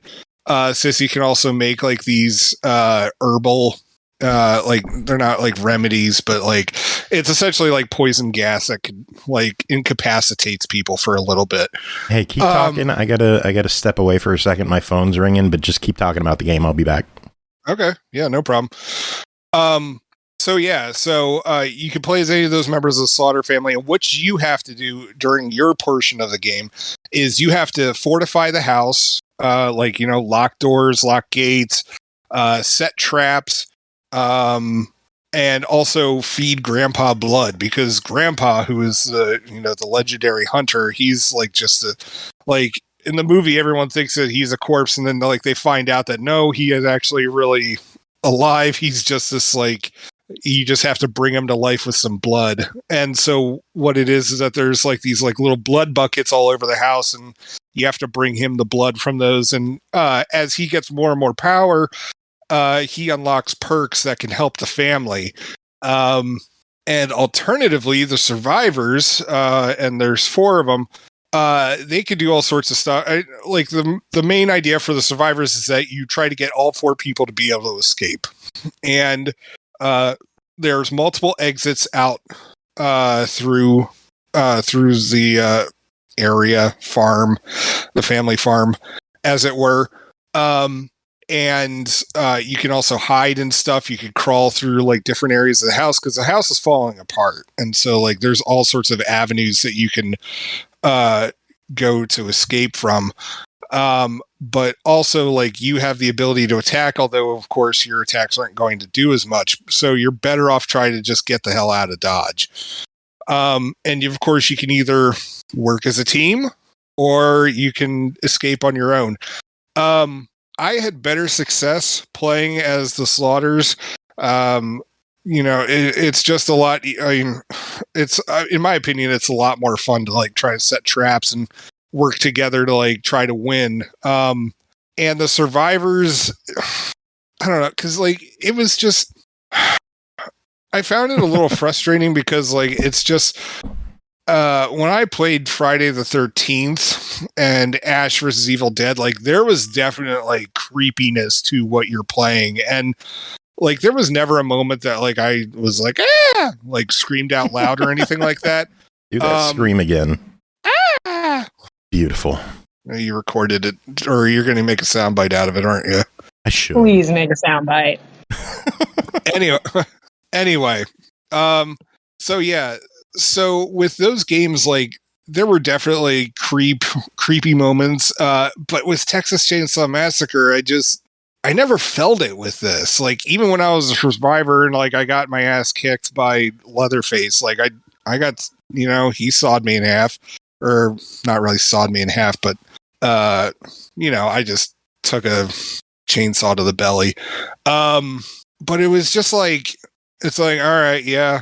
Like there it is, I'm dead. Like it was just never like, oh god, like, oh, is he gonna find me? Like, and it sets itself up for that, and it wants it to be that, but I don't know, it just like it wasn't there for me. Which isn't to say that it's a bad game. I thought it was fun. Like I'm having a shitload of fun playing it online. But yeah, like I don't know. Like, I mean, it's just like, it's got the atmosphere for it. Like, I mean, like everything looks awesome. Like the player models look great. Like the environment is, like, I think it's well done, but it's just at the end of the day, like, I mean, it's a video game set in a horror universe, but it's not a horror game. Like it needs more. I don't know. Like, honestly, I'm hoping that like we get continuous updates, like because I'd really love for like a level based on Texas Chainsaw Massacre 2 at the end, like because I really would love to have like chainsaw fights get introduced. I think that would be a lot of like for those of you who haven't seen Texas Chainsaw Massacre 2, Dennis Hopper fights Leatherface at the end of the movie, and they have like a chainsaw duel, and it's amazing. Also amazing is the comment by Root Beer that says, I'm making a horror game called QAnon Parent Simulator. I had to mute myself not to laugh out loud. Oh my god. Oh my god, that's so good. But the only thing that I was a little annoyed by with this game, in all reality, was when playing online, if somebody disconnects or drops out during the game does not, like, it doesn't replace anybody, and so you're just stuck with who you have. And I'm not gonna lie, if you're playing as the Slaughter family, if the person who's playing Leatherface drops out, you're fucked. Like, just consider, like, the game's just done. Like, you will not be winning. You will not pass go. Because honestly, like, Leatherface is really the focus of the Texas Chainsaw Massacre movies. And he's also kind of the focus of the game. And it's just like, and just by, like, having, like, missing that one player, especially in such a crucial role, like, it could seriously screw up your game. And I just, like, wish that there was, like, some, either, like, they would allow other people to come into your game to take over the role, or just, like, do something to even it out. I don't know what, but it was, there's a couple of the player take over by bot or something. Having a new player jump in, I don't think would be fair, because it sucks when you join a game midway through and you're getting your ass kicked. That's true. I mean, having it taken over by bot, I like that idea, but, like, I wish that it would have done something like that, because it's just, like, as soon as I realized, like Leatherface was no longer in our game, I was just like, oh shit. Like, and then, like, literally, like, a minute later, all 4 survivors escaped. Yeah. So, well, the game's clocking in at $40. What are your thoughts on it? Really enjoyed it. I'd recommend it. I mean, worst case scenario, you just play it on Game Pass and decide whether you like it or not from there. But I dug it. So, fingers crossed we get more. Cool. Next game to talk about is Pretty Girls Klondike Solitaire Plus, developed and published by Zoo Corporation, released August 17th on Steam for $4.99. Pretty Girls Klondike Solitaire, the solitaire game with Klondike rules, is now available in a powered-up version. Play solitaire against 11 beautiful girls. Bri, tell us about your time with this one. So I mean, first of all, I've just been referring to this as anime boob solitaire all week, and that's fine. I feel like that is an equally, appropriate title for this. It gets the point across. It's a pretty nice looking solitaire package. You've got your Klondike rules. There's 3 different difficulties: easy, normal, hard. There is, like, a campaign, I would say loosely, to beat each difficulty for all 11 ladies. On normal, you unlock a different background art, and on hard, you unlock a new costume that slowly reveals itself as you progress through the deck. Everything is pretty tasteful. There's no nudity. But a lot of the costumes are like Academy Girl by day, Vegas dancer by night, or bank clerk on the streets, and skimpy fantasy cosplayer in the sheets. All of the characters are 18 and up, so there's no concern there. But I will say that I did go back and look at the original. This is the Pretty Girls Klondike Solitaire Plus, and I would definitely say the plus is, 1, there's an additional character, and 2, the boobs are extra. Like, they are extra in this one in comparison to the first one. So I'm fairly certain all of these ladies have back problems, and that's okay if you're into that. I enjoyed the art. Screenshot. God, yeah, I love it. I love a woman with back problems. Oh wait, yeah. Speaking of screenshots, there is a diorama mode where you can play around with the different characters and their different costumes and backgrounds, and you can make some cool screen art for yourself with these different characters, which is a weird thing, though. I will say if you want to know about the characters, you have to read the Steam page, because there wasn't anything in the game to get to know the girls, just their names. And, like, if you speak Japanese, you could hear the things that they're saying. I liked their voice acting. I liked some of the suggestive tones, the things they were cutely or angrily saying at me, but I didn't actually know what they were saying, because I don't speak Japanese. But, voice acting, cute voices, all the different things. Yeah, if you want to know, all the characters have names. They have little backstories that you can read on the Steam page. Let's see. like boobs, and I can't get over the boobs in this game. They are so big. They are very plus. They're comically large. They are. And you know, like there's like one lady who definitely has to hold them up with her arm. But like as far as the actual gameplay, like it's a very nice package. The algorithm is kind of easy. So like even playing on hard, I didn't find it to be too challenging for Solitaire, but like, is that really what we're here for? It's a good casual game, you know, where we get to look at pretty stuff. But I enjoyed the interface. I like the combo meter that kind of felt like a reward for going speedy. There's like, you know, a little extra challenge to it there. There's some stat tracking so you can kind of see like how fast you got through things and so on, what your like streaks are for wins in a row and that sort of thing. But nobody like gives me awards for how quickly I complete things. Well, you know, Good. this might be the game for you. I actually managed to get all of the achievements in this game pretty quickly on Steam. You know, like that's an accomplishment I have now on my card. Congrats. But no, all in all, I had fun. It's less a serious Solitaire game and more for that like intersection of people who want the casual game with some extra flavor. All right, well, it's $5. What are your thoughts? I mean, if you are the person that I mentioned in that intersection, like I think it's a reasonable price for a good casual game. And if you like the other stuff, like I said, it's a shame that you have to read the backstories of the girls on the page. I would have liked that in the game. But no, I mean, all in all, it's a decent Solitaire game. Like, I'm an idiot saying, yes, wife, I'm playing this game for the voice acting. There's a question. What? Is the question, did I have a favorite Lady girl? Magritte. Because I have an answer prepared. And it be What's the streamed question? on TikTok. Can it be streamed on TikTok? I don't know the rules of TikTok, but there is no nudity. It's just scantily clad. So Yeah, like, this is not an after like dark game. bikini It's like girls, a late yeah. evening. yeah, it's pretty tame all in all, and they're pretty good. I mean, there's definitely some suggestive stuff, and it does say 18 plus. So like, I mean, you'd have to read what the TikTok rules are. But yeah, I mean, I think it. So was if you're very fun. 17, obviously you can't be playing this. Yeah. You know what you can play, though? What can you play? Marble It Up Ultra, developed and published by Marble It Up, released August 17th on Xbox One, Series X and S, Switch, PS4, PS5, and PC for $29.99. Marble It Up Ultra is the pinnacle of marble platforming from the minds behind Marble It Up and Marble Blast. World-class level design, buttery smooth controls, gorgeous visuals, and exhilarating multiplayer.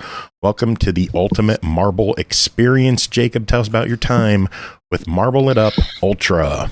So Marble Blast Ultra was one of my favorite games on the Xbox 360. Like, period fucking dot. Like, it was just like a great physics platformer where you had to move a marble from point A to point B. Sometimes you had to gather gems. Like it's a lot of obstacle dodging and getting used to in different kinds of environments and stuff. And then the game got delisted, and it was like the first time I'd ever seen like a game actually get delisted. It was because they had lost the rights to the game engine, and so they couldn't publish it anymore. And like, I don't know, for me it sucked because then like I couldn't like just gift it to anyone like you usually used to be able to. And on top of it, it's not backwards compatible. They didn't have gifting on 360. Oh yeah. Huh. Well, sometimes I would give people cards. Oh, well, that you could do that, yeah. Yeah. Like, and then I was just like, you got to buy this. Like, anyway. So, yeah. So then it's also not backwards compatible. So then I couldn't play it on my Xbox One or Xbox Series S. And so every once in a while, like, I'd still fire up the 360 just so I could play Marble Blast Ultra. And then the fateful day, Joe asked on Discord, hey, does anyone want a review code for this? And I was like, holy shit, why didn't anybody tell me that this was coming out? Like, and oh my God, like, I downloaded it, I fired it up, and I was just like, oh man, it is so good to be back. Like, it plays exactly like the original game with like, I mean, there's obviously graphical changes, and obviously they're able to do a lot more crazy shit. with this game, but God, it like this is gonna sound really lame, but it's just like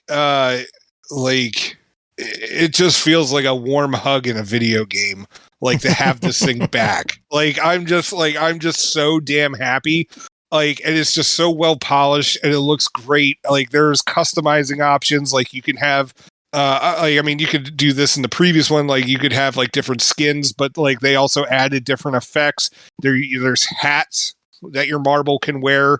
Yeah, they have skins, trails, and hats. I think there's like 6 or 8 pages of skins you can have in this. It's ridiculous. There's so many. Like, dude, there are so many customizing options in this damn game. And I'm sure that they're going to add future stuff later. I'm sure we'll get DLC out of it. Like, I will buy the fuck out of some cool hats for this. Oh, yeah. No, and so what it is that, like, as you play the game, you gather shards, which I don't know how exactly all that crap's calculated. But you get plenty of them through playing multiplayer as well, which was also a feature in Marble Blast Ultra. And this one, oh my God, it's so much better. It's so much fun. There's Gem Collection, Sumo. All right, so there's Gem Collection, Team Gem Collection, Sumo, Soccer, and Zombie. Yeah, I was gonna I couldn't remember if there was like a fourth option, but yeah, Zombie and Soccer. Soccer, that's right. Okay, so Soccer, pretty obvious. Like it splits you up into 2 teams, and you have to get a ball from one end, like and take the ball and score it into the other team's goal. It's a lot of fun. Like, there's Zombie, where like 1 or 2 marbles are infected, and like you just chase each other around the thing, and you try to get everyone infected by the end of timer. Sumo is just like you're trying to like stay within a specific area of the arena and collect points, but if you fall into the center hole, like you lose like a fourth of them. That part drives me up the wall, but like I still love it. Good scrub. Or playing a map that doesn't have the hole in the middle. Playing Wormhole with Sumo is hard, but if you're good, you could get a shitload of points by riding the circle, just going around the drain forever. I won so badly on that. I just destroyed people. I'm good at Sumo. What can I say? I'm fat. Well, I mean, I would assume so. So there's that. There's also like the gem collecting one, which is pretty self-explanatory. Whoever collects the most gems wins. Multiplayer is fast. It's very fast. I had no problems ever finding a game. All of them are quick to load. Like it takes like 30 seconds for like the pre-game thing to go, and then boom, you're off to the races. Yeah, it's just like the multiplayer is fun, 10 player and like also, too, which is nuts. Yeah, which I mean, and it goes well too. Like, yeah, but go back to like the level design. Like, oh man, like they're doing some shit in this game that like they weren't able to do in the previous one, and like there are levels where I'm just like, you sons of bitches, like. Why could you not have more save points in this damn thing? And like, it's just. There are so many gravity bending levels in this one, and like I know that the old one did too, but like this one, they're really using the tech to the best of their ability. I fucking love this game. Like it's one of my favorite releases of this year. Everybody needs to go buy it for $30. Abso-fucking-lutely. I was going to say, I think the price is my only sticking point with the game. If this is 20, it would be the easiest recommendation of the year. $30 is still a great recommendation. It's just a little harder. The thing is, though, is that if they had to develop their own shit like in-house, like this might be covering the cost for that. And if that's the case, I'm just saying as a consumer standpoint, like that extra $10 compared to I would be comfortable. Well, then listen to me babble about it for 5 minutes to allay your fears of having to spend an extra $10. But the thing is, like, if that $10 is what prevents this game from like disappearing, like Marble Blast Ultra had to, then I am totally in support of this thing costing $30. Like, hell yes, I'm so glad that Marble Blast is back, or Marble It Up, as this iteration is called. But yeah. Root says too many gravity bending, not enough gender bending. Deny. There. Next game, The Cosmic Wheel Sisterhood, developed by Deconstructeam, published by Devolver Digital, released August 16th on Switch and Steam for $17.99. Immerse yourself in an enchanting narrative experience as Fortuna, a fortune-telling witch condemned to exile on her asteroid home. Craft your own tarot deck, regain your freedom, and shape the fate of the Cosmic Witch Society. Aki, tell us about your time with The Cosmic Wheel Sisterhood. Okay. So in this, you play as Fortuna, however you say it. She has been basically sent out into space, kind of, sort of, basically, to live out there for 1,000 years alone without her magic, because she's a witch, and her magic is tarot card readings. So basically, she was stripped of her magic by not giving her tarot cards, and then told, "Hey, fuck off into space for 1,000 years, because fuck you." And after a few hundred years or so, she decided to call up a evil entity, a forbidden entity, just because she was losing her mind from the loneliness, and that entity decides to help her create her own deck and imbues it with special powers so that things that she wants happen to her. There is a price that must be paid at the end, though, and you get to choose these things.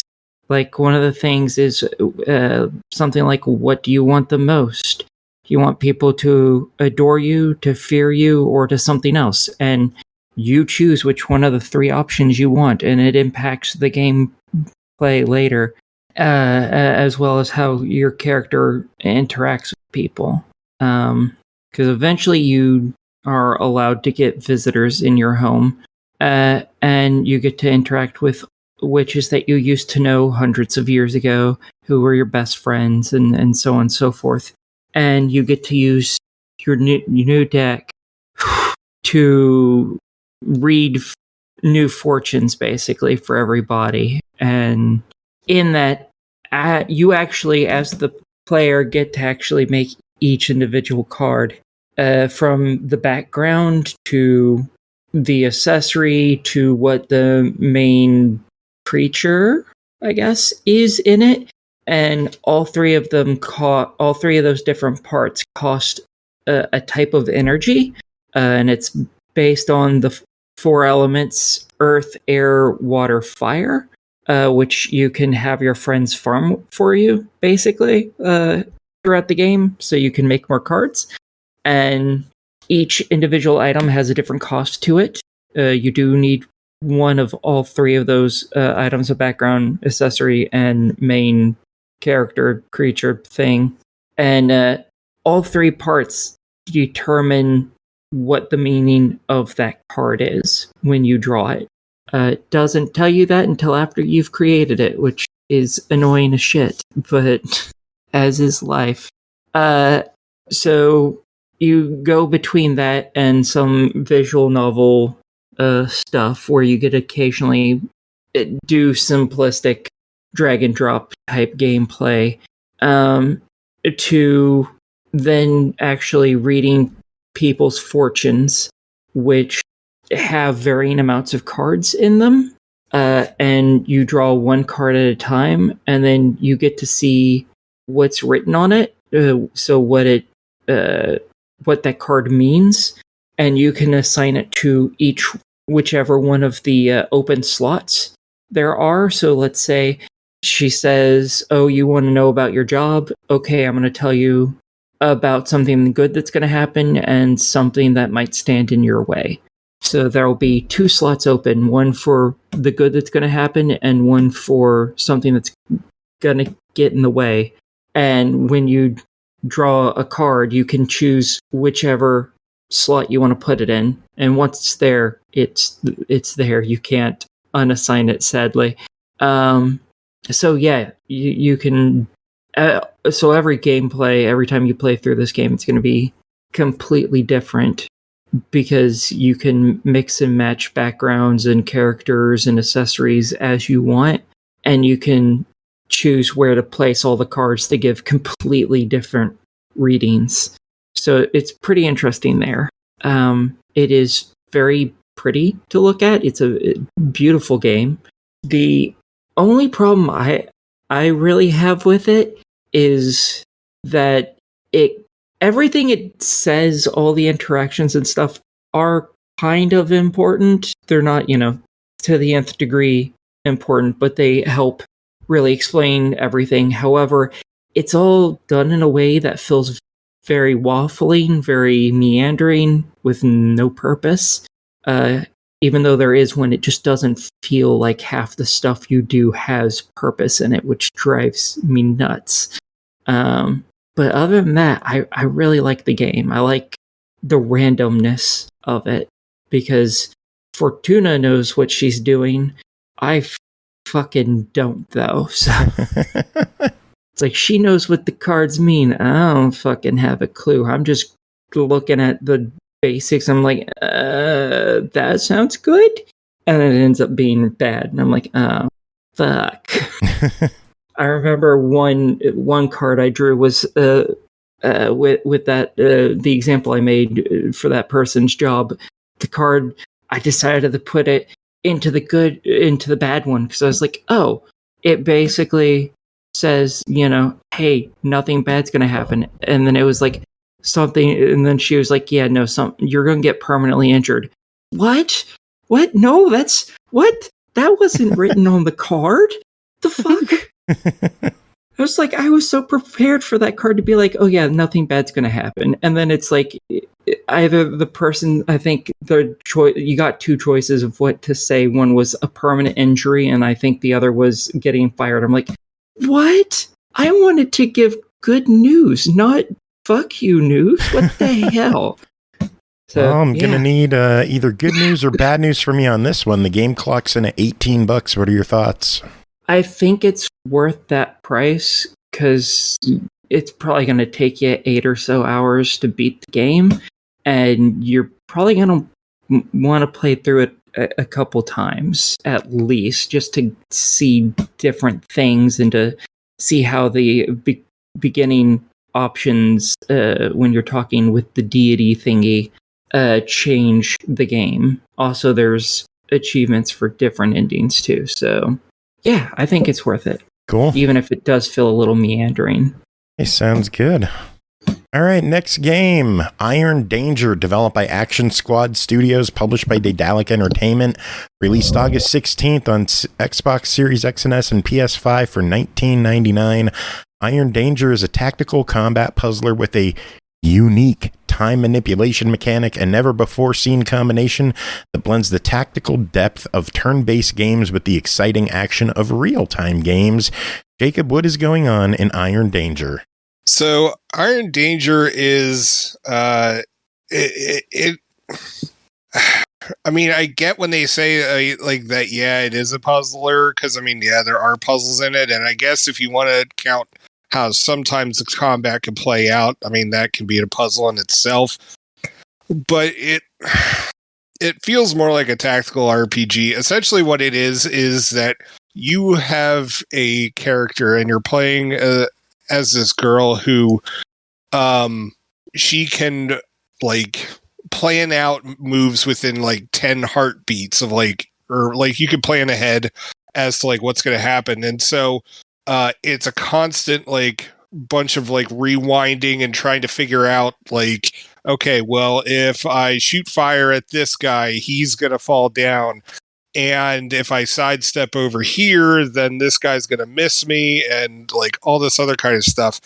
And frankly, I mean, I guess also part of the puzzler fact with it as well is that like it's really fucking easy to die in this game.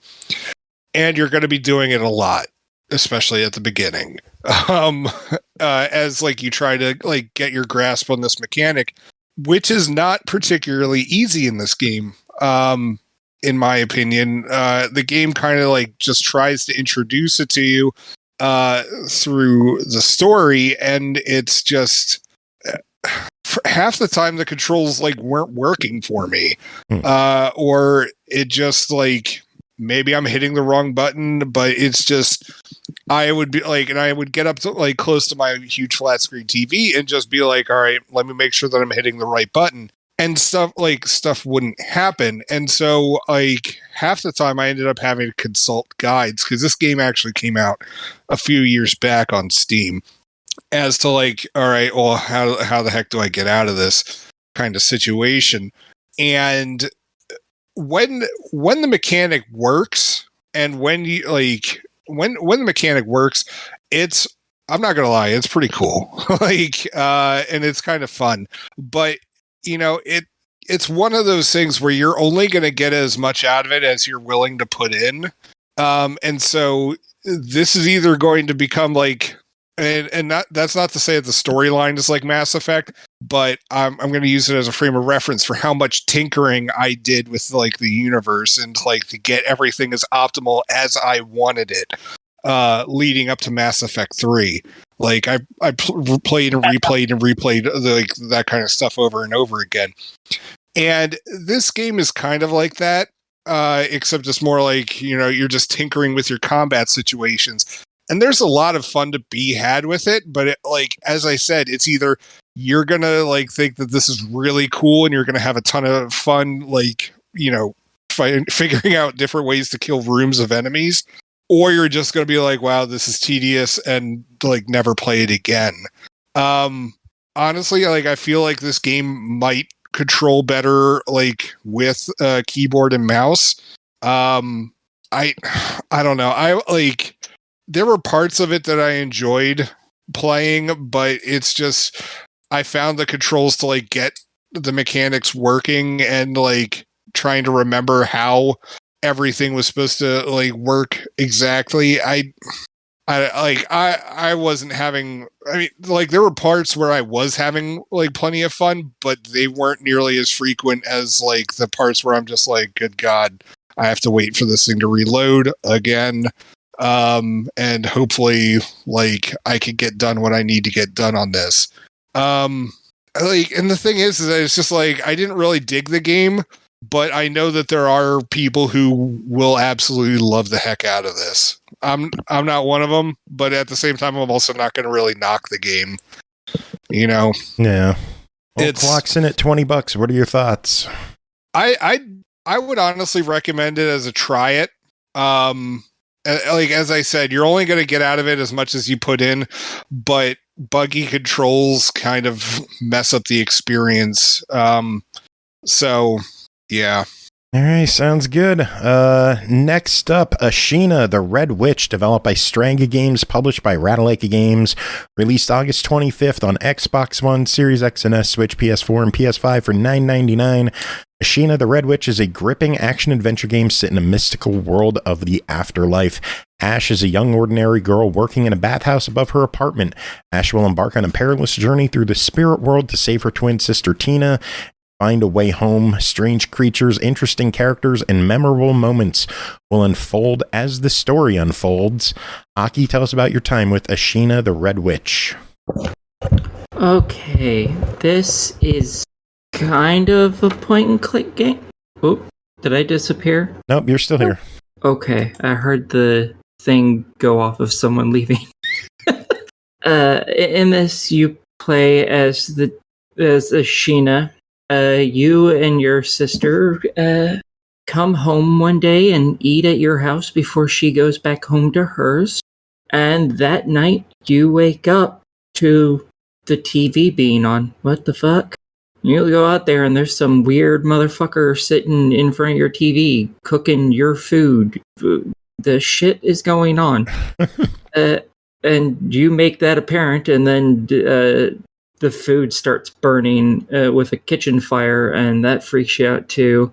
And then once you take care of that, you turn, you're like, who the fuck are you? You're gonna tell me now. What are you doing here? Who are you? What's going on? And then you notice he has stolen a pendant that your mother left you before she died. The only thing you have left of your mother. And you decide to go get that, and he jumps out the window from like the 5th story of this apartment building or some shit. Jeez. You're like, oh shit, I gotta go get that back. And you exit through your door because you're not psychotic. But once Yes, you I step am. out, well, yeah, maybe. But once you step outside that door, you're suddenly in a forest. The fuck? And then a bus comes and picks you up and takes you to this weird city you've never heard of. And you suddenly you find yourself in the spirit world. And now you have to get the fucking pendant back and make sure the portal stays open to the human world, or else you're fucking trapped. And obviously, as you deal with things, more stuff happens, like your sister getting in trouble and you having to go save her ass. And yeah, it's a weird little point and click game. It's very weird, and it has, I don't know if I would call it multiple endings so much as it has a continuous ending. You know how like in the Halo games you have legendary difficulty that you can play on, and it shows more to the endings. Yeah. This game has like 4 of those.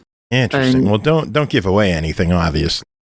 Yeah, but you have to do specific actions and talk about specific things and so on and so forth throughout the game to unlock each one of them, and they just add on to the basic ending of the game, because this is apparently a prequel to Yes, it is. something.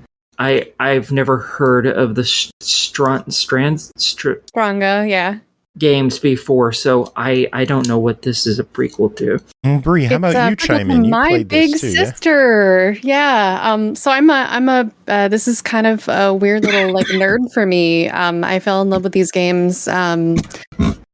There's like 4 games in the series I know that have come to Xbox, and there's like a 5th one that's out on Steam that are part of an interconnected universe. But this is a direct prequel to My Big Sister, which is about the sisterly bond and this sort of like demon stuff, which is takes place. And so this is kind of the origin story of what got this witch demon kind of thing from this odd spirit world. And I've actually talked with the developer, and it's absolutely influenced by Spirited Away and some other related content.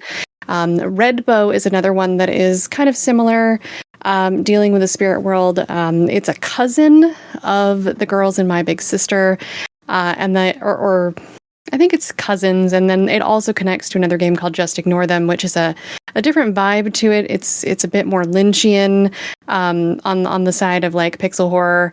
But they all kind of interconnect in these ways. So it's like a neat little universe that they have going on. But I got to play Ashina when it came out on Steam last year sometime, and I'll be honest, I can't say that I could tell you more details other than I'll be diving back into the Xbox version tomorrow to refresh myself of it.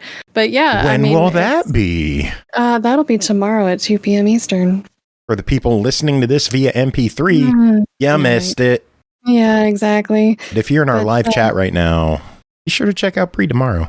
Yeah, so I'm glad to see that this is coming over to consoles now. I like the expanded universe that they're kind of working on. There's another one that's anyway. I'm just excited to see that they're coming over. I really enjoyed Ashina. It was nice to see like not just this connected universe, but like a direct origin story to My Big Sister, because I think My Big Sister might have been the first one that I played in the series. And I really enjoyed it. So, out of all of them you mentioned, that's the only one I knew the name of. I don't think I've played it, but I recognize the name of that at least. Well, this one clocks in at $10. What do you think? I think it's worth it. I think it's a cute little game, and you're probably going to play it a few times trying to get all the different add-ons to the ending. And I think it's like a 4 or 5 hour long game, something like that. So, yeah, you're getting your money's worth. Easy peasy. Cool. Any thoughts, Bri? No, I mean that's a good price, and I'm happy to see it on consoles now. Cool. All right, we got one final game to talk about on episode 900. That is called Zombie Derby, developed and published by Brinemedia, released August 24th on Xbox One and Windows 10 for $4.99 each platform.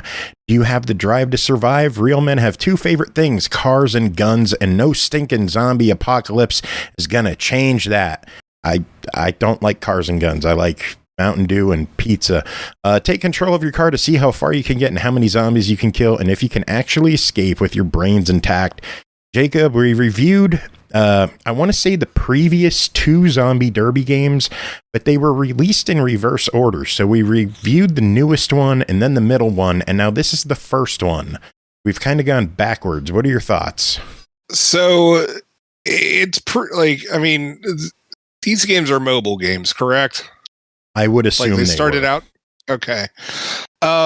Pretty much what it is that you just have to get from point A to point B and destroy zombies as much as you can, because pretty much you start off with a regular pickup truck, and every single run that you do, you can upgrade your truck. And then once you finally beaten the level and made it to the area, you could go buy a different truck, and you're pretty much just repeating the whole process over and over again until you've upgraded all your vehicles and unlocked everything. It's I don't know. More of what you play. It's fine. Yeah, it's fine in small doses. It's not something I would be like, oh, sorry, calling off work today. Gotta go play Zombie Derby. And when Zombie Derby 4 comes out, maybe I'll call off work, which is this show. So I'll call off this show. Oh, okay. I feel like recording tonight. We'll do it tomorrow. Okay. They don't know. Joe, I see on True Achievements. Shut up. Been playing Shut up. I'm not. I'm sick. But yeah, and so it's just you upgrade the parts. You can get a RAM bar. You can upgrade your machine gun. The achievements come real easy in this game, in case you're an achievement hunter. It takes maybe 10 rounds on the first level to unlock everything. Maybe a little bit more. So maybe an hour of your time in case you care. But yeah, it's one of those, it's fine. How much does this game cost, Joe? It's $5. To throw it out there, my completion time, I got all the achievements on the Windows 10 version. I checked True Achievements. My time on it is 28 minutes. Yeah, it's about what my time was too. Yeah, so it's not a huge time investment if you're an achievement fan for $5. I think there's worse games you can get. I think there's better games you can get, and those being the more recent Zombie Derbies. I think they've gotten better as they went on. So I'm eager to see what Brinemedia works on for the next game.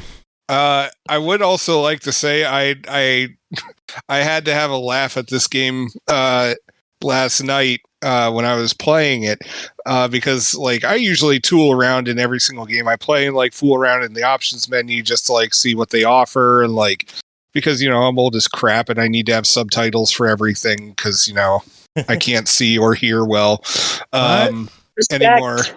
And so I see an option in there for FPS and I was like, oh shit, is this a hidden you get to play the game in a first person perspective? That's great. Oh man, what a great addition to this game.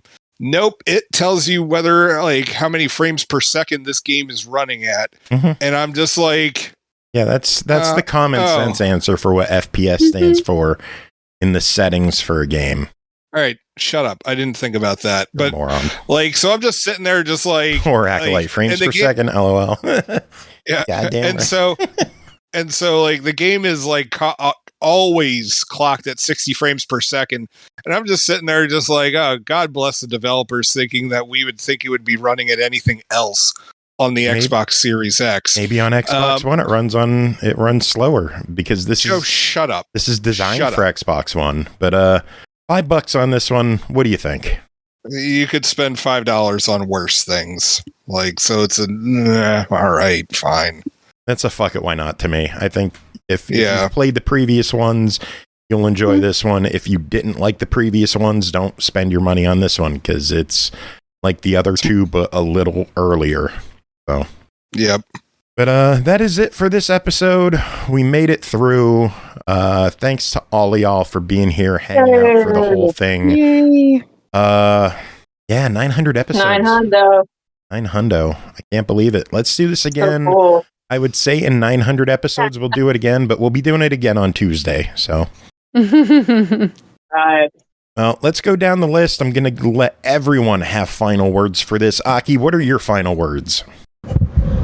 Don't have seizures, kids. They suck. Bri, do you want to follow up on that?